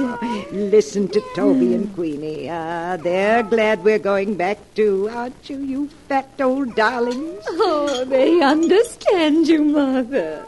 They know we're not going to stay here much longer. Of course they do. Well, now that's settled. Let's see what's in the Sentinel. Let's see now. Oh, Martha, let's look at the obituary notices first. Just what I was turning to, Louise. Here we are. Did anyone we know die? Now, let me see. Yes. You remember Amos Wilson, don't you? Yes. He died 2 days ago. Poor Amos. He was about your age, wasn't he, Martha? Certainly not. He was a good deal older. Oh, Martha, look at this. Why, it says that Mary Thompson is entering the county home for the infirm. The poorhouse? Oh, no, it can't be. You can read it for yourself. Oh, that dreadful place. I'd rather be dead than in that home. Poor Mary. Martha, after we move back to the village, can't we have Mary come to live with us? Yes, of course. Why, going to the poorhouse would be the death of her. No, it can't be. What can't be? Read what it says there in the real estate column. The old Abbott mansion, owned by the Mrs. Martha and Louise Abbott, has been put up for sale by their nephew, Roger Clark. What? Why, that must be a mistake. We never told Roger to sell our house. Roger! Now, Martha, we mustn't get excited. But why should he want to sell our house? I don't permit it. You calling me, Aunt Martha? Yes, Roger. What's this in the Sentinel about our house being up for sale? Oh, is it in the Sentinel? Oh, I'm so sorry. It is a mistake, isn't it, Roger? Well, no, Aunt Louise. But since the house isn't being used, I thought it would be a good idea to sell it. But you had no right to put the house up for sale without telling me. Now, don't get yourself excited, Aunt Martha. If you don't want the house sold, I'll remove it from the market. You must, Roger. We couldn't live if the house was sold. All right. Now I'll take care of everything. Don't you worry. Everything's going to be all right. I don't like it, Louise. I don't like it at all. Why should he try to sell it without telling us? It does seem strange. Louise, we must get in touch with Judge Morris at once. He's the administrator of Father's estate. He'll take care of everything for us the way we want it. I didn't like the look in Roger's eyes just now. I've always been suspicious of Roger, and if you want my opinion, he and Hester are up to something.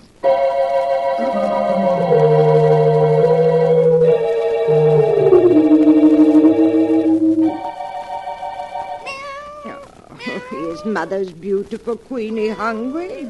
Well, here's a nice piece of meat from the lovely supper Hester just brought us.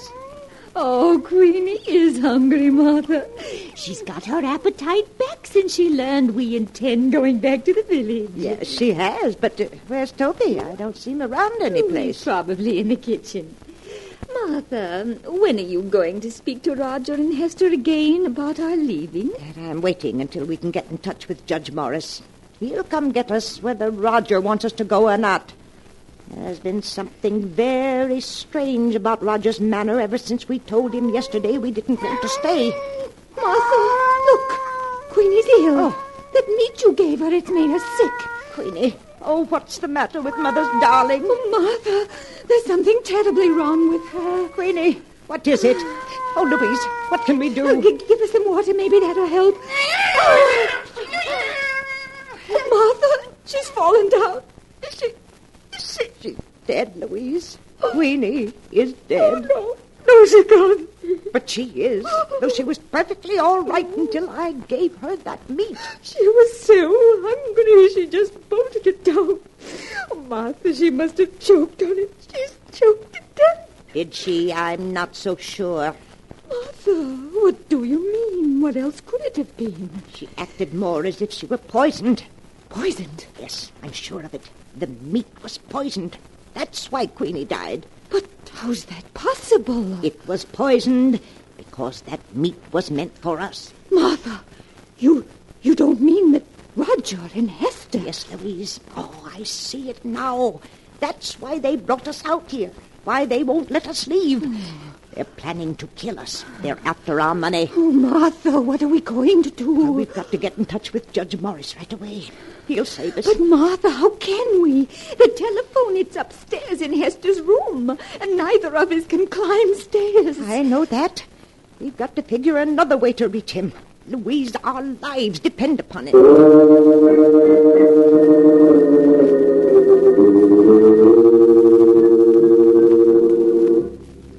All that night, the two old ladies, terror in their hearts, tossed and turned in an effort to think of a way of escape from the horrible trap in which they found themselves. In the morning, they thought they had discovered how to do it. When George Gibson, the rural mail carrier, came by, Louise called to him and gave him a frantic message to Judge Morris, which he promised to deliver. However, a few minutes later, encountering Roger, their nephew, George Gibson told him what had happened, and Roger managed to persuade him not to deliver the message. Then Roger hurried home to consult with Hester. Roger, you say that while Martha was out here in the kitchen with me, Louise was giving George Gibson a message for Judge Morris? Yes, and she seemed so excited that George stopped me on the road to tell me about it. Hester, I'm afraid they suspect. Oh, no, they mustn't. We mustn't let them. I should say not, after all the trouble we've gone to. Well, it would ruin everything. We've got to quiet their suspicion somehow. We've got to make them like it here, so they'll be perfectly content to stay with us until they die.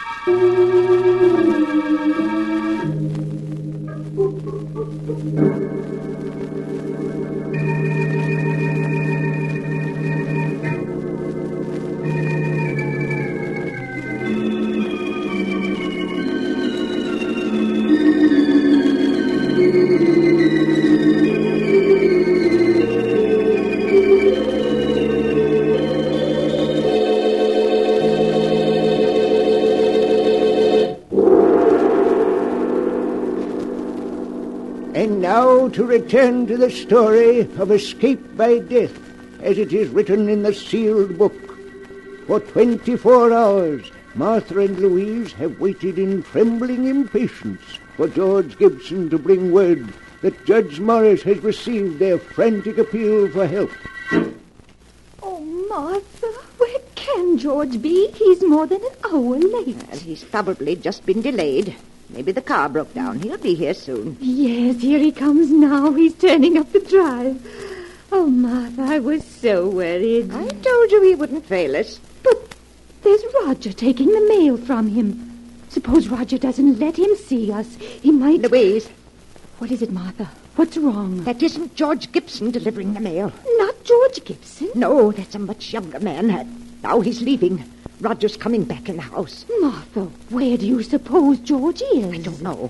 I don't understand. Perhaps he's sick today. Here comes Roger. Hello, Aunt Martha. Aunt Louise. Here's a magazine that came in the mail. I thought you might like to see it. Thank you, Roger. Why didn't George Gibson deliver the mail today? Oh, you saw that there was a new driver. Well, I'm sorry to have to tell you this, but yesterday afternoon, poor George was killed. Killed? Oh, no. He had a bad accident as he was returning to the village. An accident? Yes. I'd rather not talk about it anymore now. It'll just upset you. Hester will bring you some supper soon. Poor George. Well, that means Judge Morris didn't get our message. Oh, Martha. Don't you see, Louise? That wasn't any accident. George was killed to keep him from going to Judge Morris. Martha, you can't mean that Roger and Hester... Yes, Louise, they'll stop at nothing to get our money. But what are we going to do? We can't get a message to anyone. And they're poisoning our food. We haven't eaten a thing since poor Queenie died. We can't go on throwing the food away or we'll starve. There's only one thing to do. Toby must sample our food. You mean to see if it's poison? Yes. It's dreadful, having to risk poor Toby's life, but it's the only thing we can do.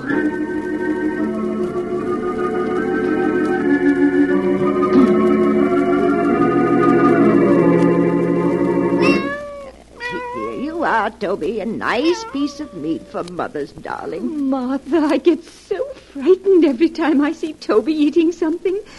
I keep remembering Queenie. The dreadful way she died. Now, Louise, we mustn't think of that. Here, Toby, dear.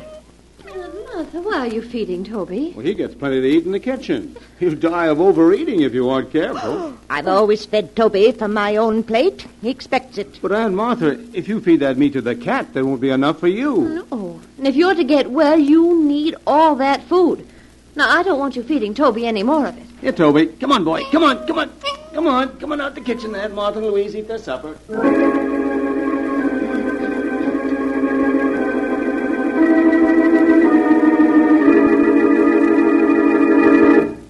Here you are, Aunt Martha. Aunt Louise, I've bought you your lunch.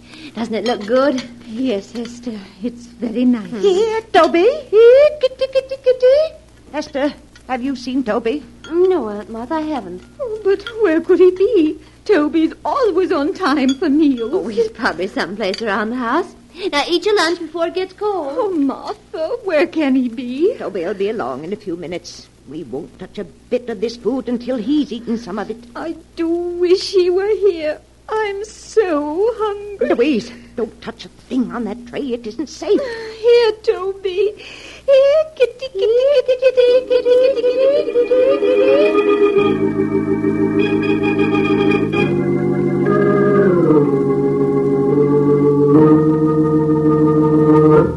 Good evening, Aunt Martha. Aunt Louise, how are you? Good evening, Roger. I have supper here for you, too.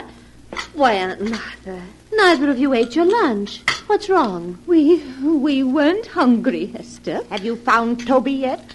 No, I've looked everywhere for him, but he seems to have disappeared. Oh, no. Now, you mustn't worry. I'm sure he'll turn up all right. Aunt Martha, you and Aunt Louise can't afford to miss meals in your state of health. Certainly not. Now, we want you to eat everything that Hester's brought you. Mm-hmm. You'll make us very unhappy if you don't. Now, please eat it while it's hot. Come along, Roger. I'll get you your supper. All right, dear. Did you hear what she said about Toby, Louise? Yes.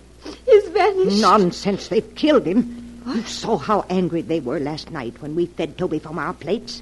They've killed him so he won't spoil their plans. Oh, Martha, what are we going to do? I'm so hungry that my head spins and I'm dizzy. I know, Louise. So am I. Oh, I hate them. I hate them. We're leaving them our money and our wills. They'll get it soon enough. Why must they kill us? Because they're nothing but common murderers. I distrusted Roger from the minute Hester first brought him to our house. Yes, it's his fault. He's changed Hester. She used to be such a sweet girl. Oh, if there was only some way to get word to the village, or to bring somebody here to help us. Louise, I have an idea. What is it, Martha? There's one way to bring people here. What, Martha? If we were to set fire to the house, somebody would be sure to see the flames. Yes, of course. And then the fire company would come out. Then we'd be able to tell them we'd be saved. Oh, but Martha, Hester and Roger would put out the fire before it could get big enough to be seen. Louise, I know a way we can prevent them from putting out the fire. You do? Yes, we can save ourselves, Louise. We can save ourselves.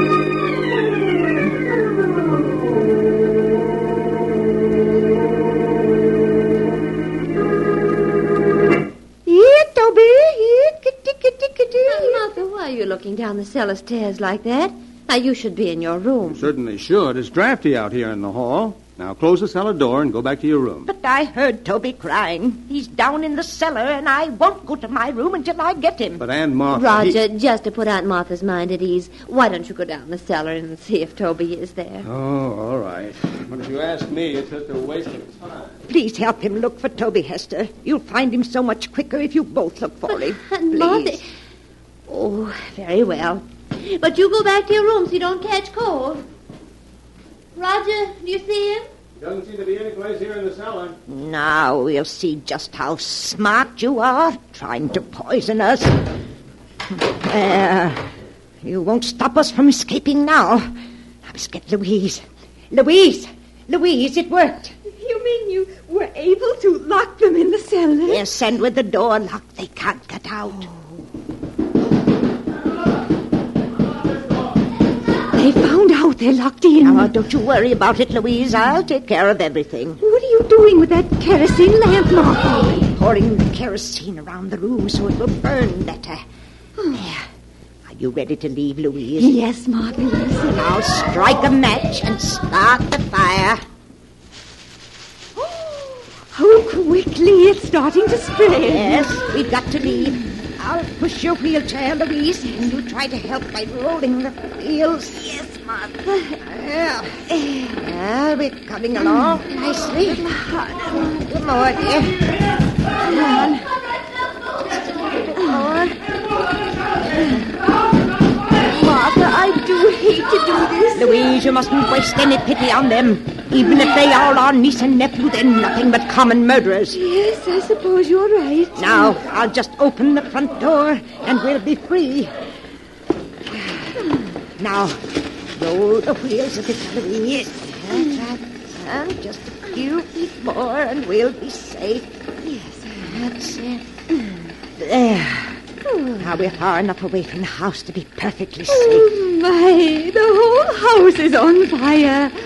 Do you think they can see it in the village by now, Martha? I'm sure they do. Now remember, Louise, when the fire company gets here, we don't know what happened to Roger and Hester. We just managed to get out ourselves. Yes, Martha. If we told them what we were forced to do to escape, we'd have to reveal that our own niece and nephew were poisoners, murderers. We don't want to disgrace the family name, Louise. Oh, no, Martha, of course not. Look, Martha, look! The roof is going! Oh, and here comes the fire engine. Louise, we're saved. We're saved.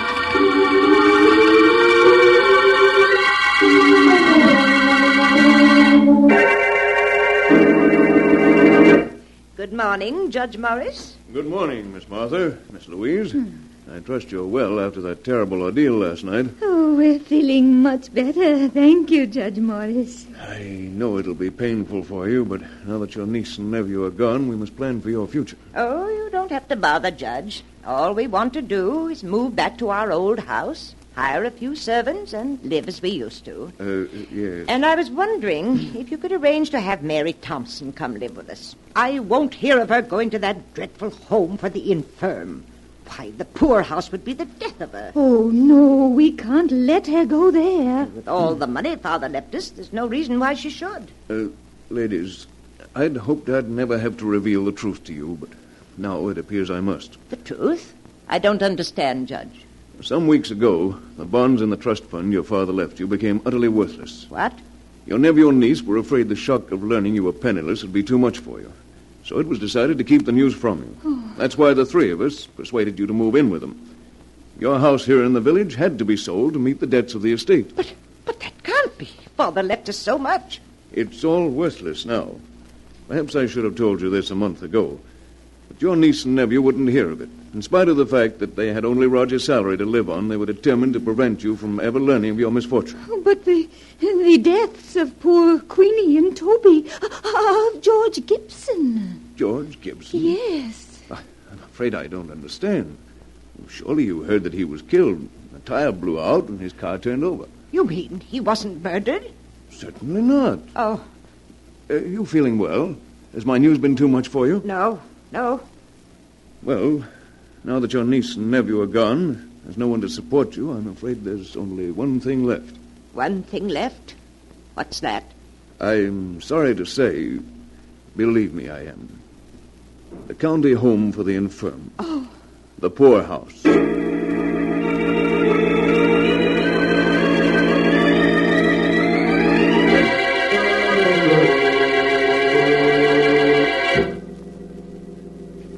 That is the tale of escape by death, as it is written in the sealed book. Louise and Martha, because they could not believe that the death of their cat was an accident, convinced themselves that they were in danger of being killed, and in their frantic efforts to escape, ruthlessly destroyed their only protectors. Strange are the ways in which fate plays tricks on mere mortals. But the sound of the great gong tells me it's time to close the sealed book once more. One moment, keeper of the book. What story from the sealed book will you tell us next time? Next time? What kind of a tale would you like? A story of ghosts, of vampires, of werewolves howling in the night? A tale of dark plots and evil deeds? Of a strange fate overtaking the guilty? Let me see. I'll find one for you in just a moment.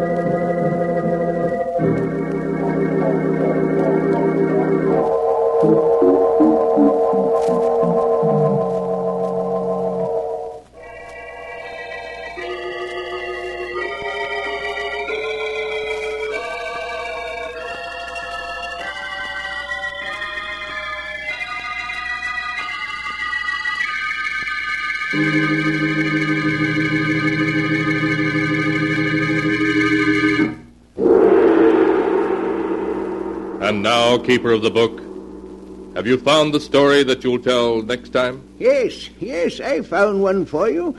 It's the amazing story of a woman's jealousy, so great that it would not let her lie quietly in her grave, but made her seek revenge even from behind the dark veil of death. I call it Death at Storm House.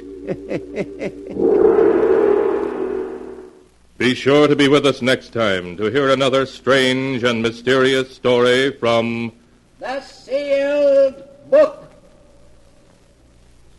The Sealed Book, written by Bob Arthur and David Cogan, is produced and directed by Jock McGregor.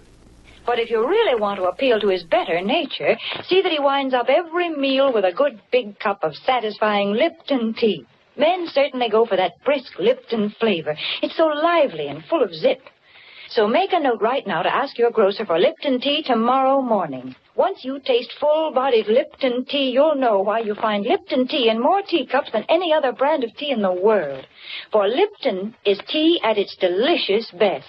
Start enjoying it real soon. Get the tea with brisk flavor. Get Lipton tea. Keep it tuned right here to HOJO Radio for more classic old-time radio.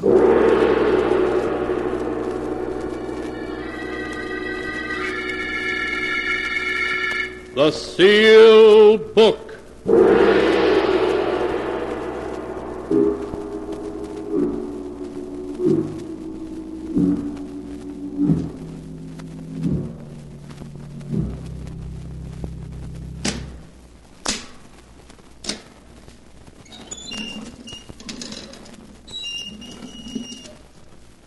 Once again, the keeper of the book has opened the ponderous door to the secret vault, wherein is kept the great sealed book, in which is recorded all the secrets and mysteries of mankind through the ages. Here are tales of every kind, tales of murder, of madness, of dark deeds strange and terrible beyond all belief. Keeper of the book, I would know what tale we tell this time. Open the great book and let us read. Slowly, the great book opens.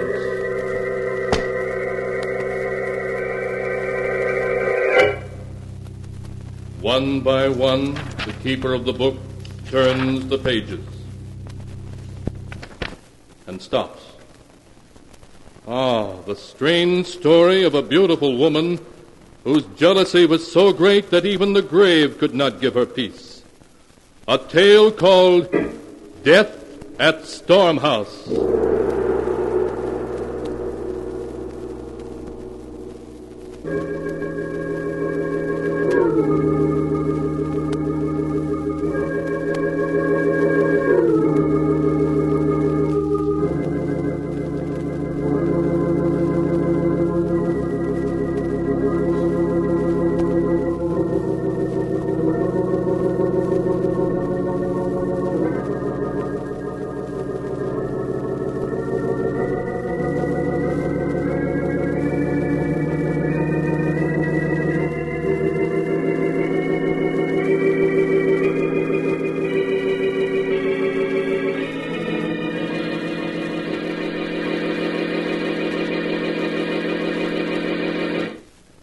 Here is the tale, Death at Storm House, as it is written in the pages of the sealed book. It takes place in the old New England mansion known as Storm House, perched high on the cliffs above the crashing waves of the Atlantic Ocean. In her bedroom, Lizette Lester, young and beautiful mistress of Storm House, lies desperately ill, listening to the storm that is raging outside as her husband and Dr. Warren, their lifelong friend, hover over her. John. John. Yes, Lizette?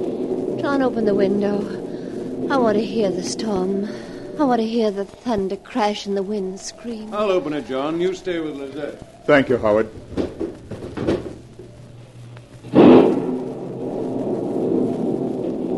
Oh, it's a wonderful storm. I've known it was coming for 3 days. I've always known when a storm was coming, haven't I, John? Yes. Yes, Lizette. You've always known. And I've been waiting for this one. I've been waiting for it so I could die as I was born.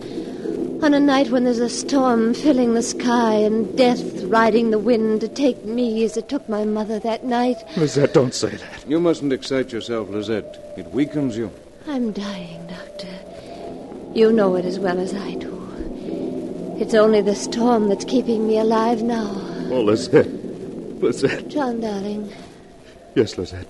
in my will there's a bequest to old Andrew for his faithful service. Everything else is left to you, including the house. On condition that you live here at least 6 months out of every year for the rest of your life. Lizette, I can't bear to talk about But we must, darling. You don't mind the condition that you live here half of every year, do you? Of course not, my dearest. I couldn't bear to think of you as ever very far from me, in life or in death. I'll always be with you, my darling. And you won't marry again, will you, John? Never, Lizette. I swear it. You've sworn it, John. You mustn't break your vow. If you do, I'll be angry. Very angry. And when I'm angry, I do terrible things. You know that. I know, darling. You have my promise. I'll never break it. It's such a beautiful night. All my life, I've never been able to sleep on a night like this. I wonder if now when the storm sweeps in from the sea, I'll know it and wake up. Oh. Lizette. Lizette. John. She's gone.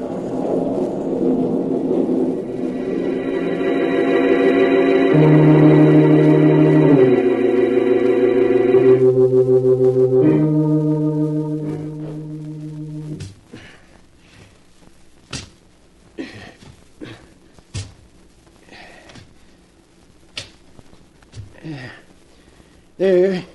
It's done, Mr. John. I couldn't want better if it was myself buried down there in the ground. Thank you, Andrew. I'll put the tools away now. Call me if you want me. I can't believe it's Lizette we buried here, Howard.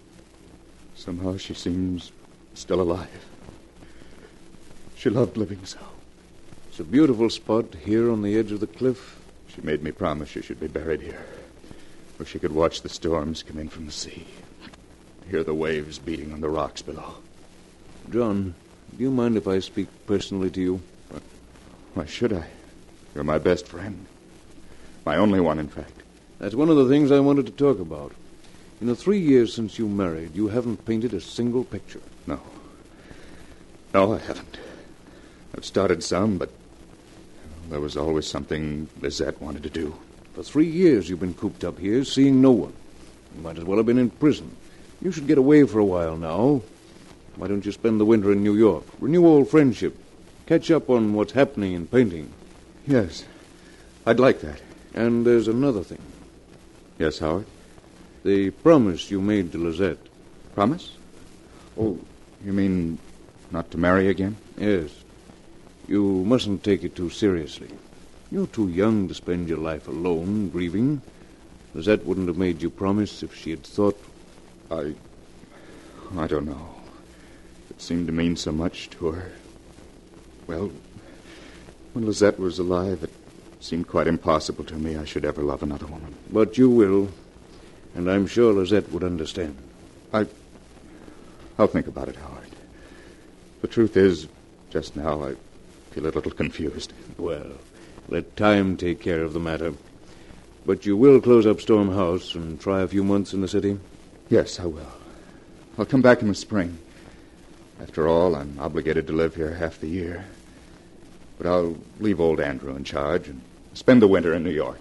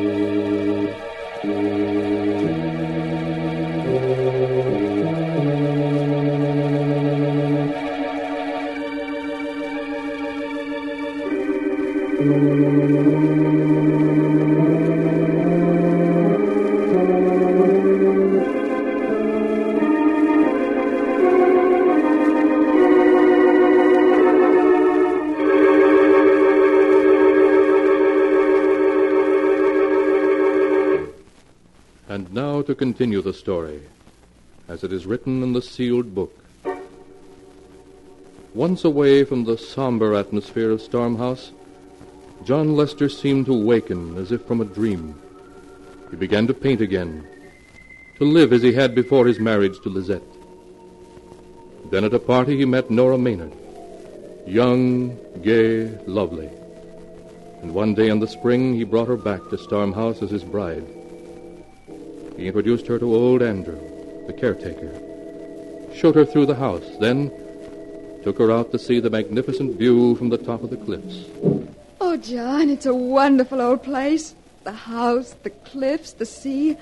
I'm going to love every minute here. I was afraid it might seem rather wild and gloomy to you, Nora. Oh, no. Look, the clouds, the waves tossing as far as you can see, the ocean way down below us. It's magnificent. It can be frightening, too, when a real storm comes sweeping in from the sea. John, what's that? Over there on that little point? It's Stormhouse's private burying ground. That grave you see is Lizette's. Lizette? Will you tell me more about her sometime, John? Yes, of course. Well, now we'd better go in. It's almost dark. All of a sudden, the wind seems to be rising. Oh, just 1 minute more. I want to tell Andrew to phone the village for groceries before the stores close. Well, you run in and tell him. I'll come in right away. Then don't be long. The wind's getting cold. Poor Lizette. I wonder what she was like. I wonder if she used to stand here and watch the darkness sweep over the sea and... John? Is that you? John, it's so dark I can't see you. John, don't I'll fall! Nora, what is it? Oh. Did you call me, Nora? Oh, John, you frightened me. I thought you really were trying to push me over. Push you over? I know you were just joking, but I almost lost my balance. I almost went over the cliff. Nora, I didn't push you. I was halfway up the path when you called. You were halfway up the path. I wouldn't play a joke like that. You must have become dizzy. I suppose so. I was sure I felt your hand push me. Then the wind seemed to force me toward the edge. It must have been the height. Made you lose your balance. Yes, of course. That was it. Darling, come inside now. And promise me you won't ever go close to the edge of the cliff again. Yes, let's go inside. And I promise, John, the cliff frightens me now.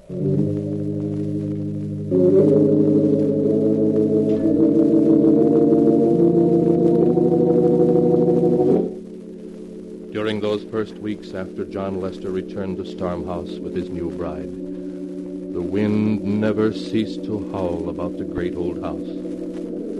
Several times when Nora was walking near the cliffs, strong gusts sprang up that would have pushed her over to her death if she had been walking closer to the edge. Then one afternoon, Nora discovered old Andrew piling flat, large rocks on top of Lizette's grave. There. Andrew, what in the world are you doing? What are those rocks on Lizette's grave for? It's the wind, Miss Nora. Blowing night and day like it has, it's been blowing the dirt right from off Miss Lizette's grave. How strange. Yes, sirree. Give it a couple more weeks and it'd have scooped up all the earth and had the coffin clear uncovered. But the rocks will stop that. Yeah, I guess that's enough. Andrew. Yes, ma'am. Did Lizette love John so very much? Love Mr. Lester? Why, yes, I expect she did, ma'am, in her way. In her way? Excuse me, Miss Nora, I got to drive to town now for a package for Mr. Lester. Oh, his new paints from New York. He's been so impatient for them. Oh, Andrew. Yes, ma'am? That big stone vase on the upper terrace, right beside the steps. It's loose on its base. I saw it swaying yesterday as if it were going to fall over into the garden. Please fix it, will you? Yeah, as soon as I get back from town, ma'am. Thank you, Andrew. You know that Dr. Warren's staying for dinner. Yes, Mr. Lester told me. Oh, well, I promised to meet him in the garden at 4. Be sure to fix the vase, Andrew.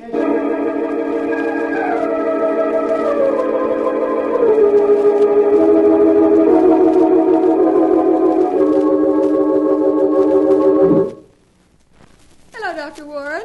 Have I kept you waiting long? Well, there you are, Nora. I was just beginning to be afraid you'd gone too close to the cliff and become dizzy again. Oh, no. After almost falling over twice, I don't take any chances now. That's the spirit. Where's John? Painting on the upper terrace. There he is now. Oh. John! Oh, hello, you two. What are you plotting down there? A tour of the caves down by the beach. Knock off for the day and come along. Please do, John. Well, maybe I will. Light's fading. John, don't lean on the stone vase. It's loose and... Oh! Nora, look out! Nora, you hurt? I'm coming down. Good grief, that was close. Fell right where you were standing. You pulled me back just in time. Nora, you all right? Yes. Yes, thanks to Dr. Warren. He saved me. I couldn't move. I can't understand it. I'd hardly touched it when I went over. You must have leaned against it harder than you realized. No, I didn't. I just touched it. It gave way all of a sudden. Oh, thank heaven you were here, Howard. It must have been the wind. And the vase was loose. I was just telling Andrew to fix it. If you'd been hurt, Nora... A miss is as good as the mile, darling. Come on. Let's forget the caves and go in and have tea instead. The wind has turned awfully cold all of a sudden.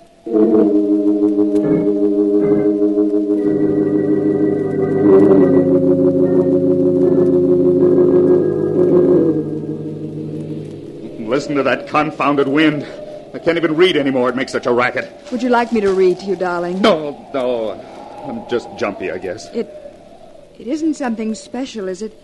You're not regretting that you married me? Oh, don't be silly, Nora. It's just the wind. For the last 2 months, it hasn't let up night or day. Listen to it now. Oh, it is upsetting, darling. Sometimes it sounds just like a voice saying something you can almost make out, but not quite. I haven't painted a stroke in 2 months. Every day I get my canvas and my paints ready, and then the wind rises and distracts me. You're not sleeping well, are you, John? No, I haven't slept for weeks. Nora, I can't stand it any longer. I can't stand it. That wind doesn't stop blowing, I think I'll go mad. Oh, my darling, my darling. John, listen to me. Listen to me, dear. We must go away from Storm House, away from the wind.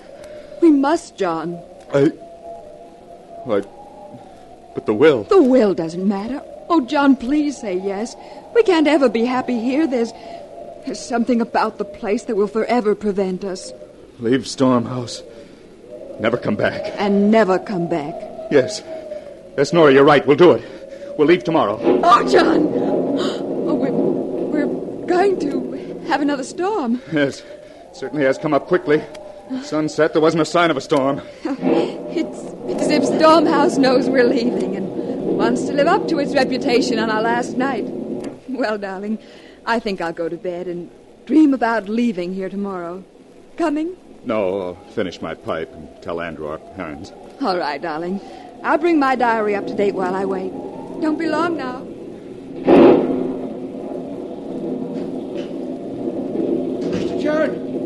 Mr. John. What is it, Andrew? Land sakes, Mr. John. A real granddaddy of a lightning bolt hit the cliff just now, right beside the burying ground. It opened up a big crack in the earth, running right across her grave. Her grave? Lizette's? I could look right down and see the top of the coffin.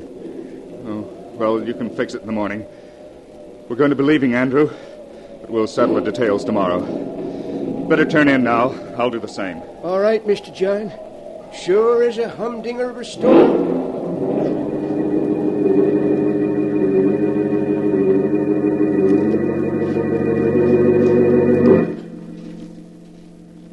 And tomorrow we leave here forever. I do so hope it's going to make a difference. John has seemed so depressed lately. I wonder if it's my fault. If he regrets marrying me. No, I won't think that. Not even this storm tonight can frighten me now. I know John loves me and... Who turned out the light? Who came in then? John, is that you? John, where are you? Don't tease me like this. You're frightening me. John!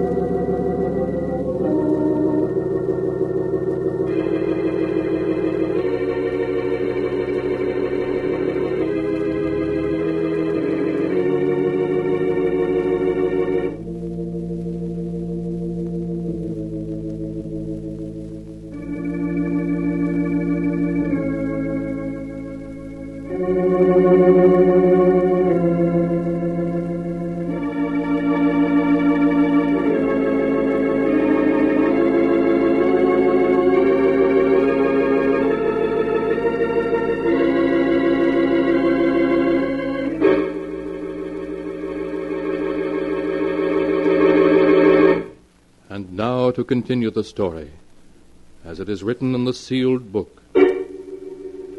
After the great storm had opened up Lizette's grave so that her coffin was plainly visible, Nora had a midnight visitor. There was a scream, and a body crumpled to the floor. The next morning, the sheriff came to talk to John. That's all of it, Sheriff. That's all I know. Nora screamed. When I got to her, she was lying there on the floor. Dead. Murdered. But the weapon, Mr. Lester. We know it was that antique ivory paper knife of yours, because the point broke off in the wound. But where is it? I don't know. I tell you, I didn't see it. I see. Well, I think you better come with me for the time being, Mr. Lester.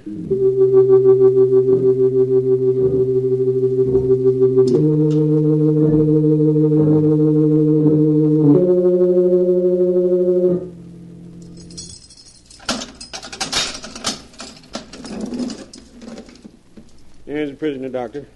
You can see him for 15 minutes. Oh, Howard, thank heaven you've come. John, how are you? Oh, how am I? I don't know. I don't care. Howard, have they caught Nora's murderer? They still think you did it. I gather that they did. And the ivory knife hasn't been found? Nowhere. And we've searched every inch. John, think. I know when you found Nora you were shocked and dazed. But the knife, surely you saw it. Surely you drew it from the wound, put it down somewhere. You must have. I've tried to think, Howard. I'm sure I'm right. There was no knife. Only Nora, crumpled beside her writing desk.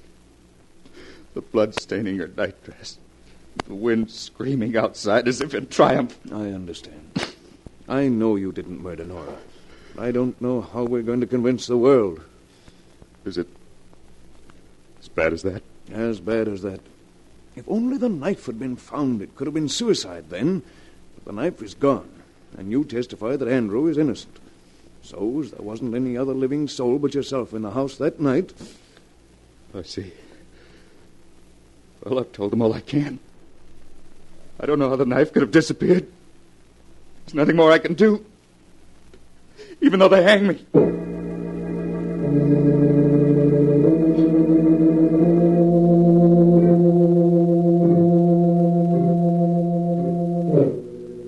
And hang John Lester they did, after a due and lawful trial.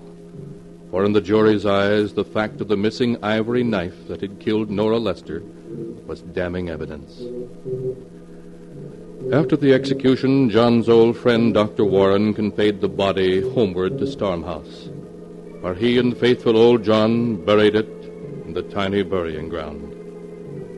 Andrew dug the grave close between the graves of Nora and Lizette.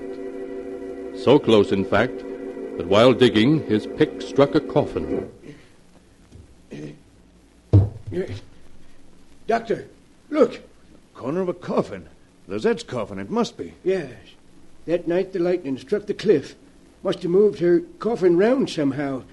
I remember the grave looked a little queer next morning when I fixed things up. I guess we'll have to dig it up so we can put it back in its proper place. Yeah, guess we better, Doctor. Well, won't take long.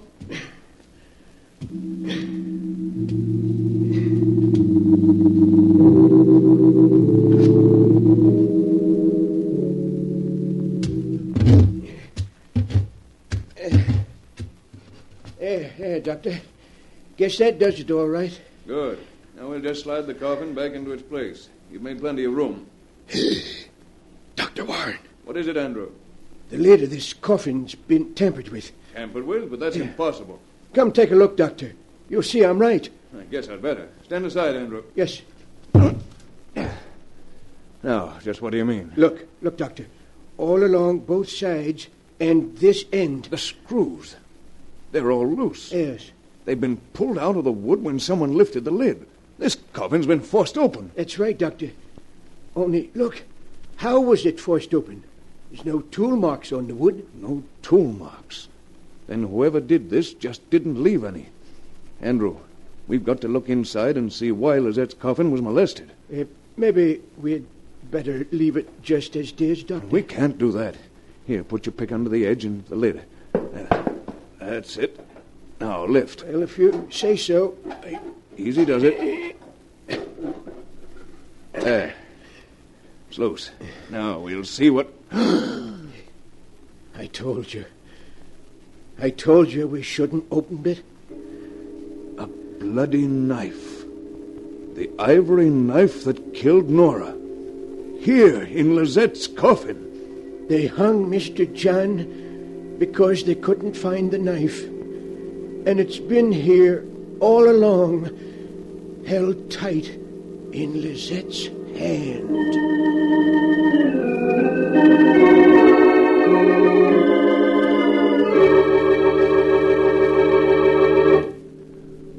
So it was beautiful Lizette who killed Nora. Lizette, whose jealousy was so great that it reached back from behind the veil of death. And it was Lizette who took the knife of murder back into her grave with her, so that John, too, would suffer her vengeance. Or was it? Was there some other answer? You must decide that for yourself, for the sealed book does not say. You have heard the story in all its strangeness, just as it is written here.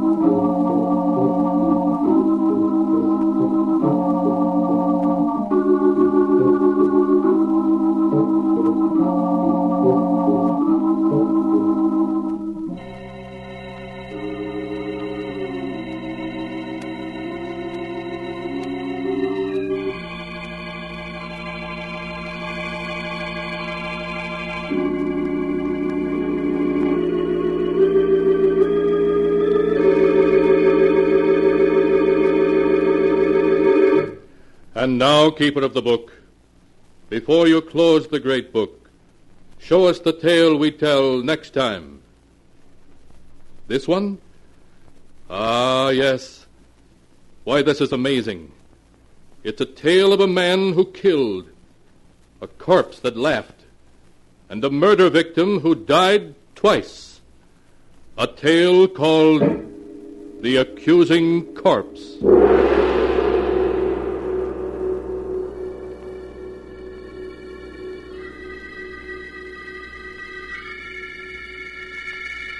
Be sure to be with us again next time, when the sound of the great gong heralds another strange and exciting tale from The Sealed Book. The Sealed Book, written by Bob Arthur and David Cogan, is produced and directed by Jock McGregor. Here's Ella Raines, one of Hollywood's loveliest young stars' own tip on complexion care. I never skip my Lux Soap facials a single day, she says. They're so quick and easy. I just cream the rich Lux lather well into my skin. Rinse with warm water, then a quick splash of stimulating cold. I pat to dry with a soft towel. Now my skin feels so satin smooth and soft. Try this simple care Ella Raines recommends. It's so easy to be Lux lovely. Lux Soap has active lather, you know, that really makes skin lovelier.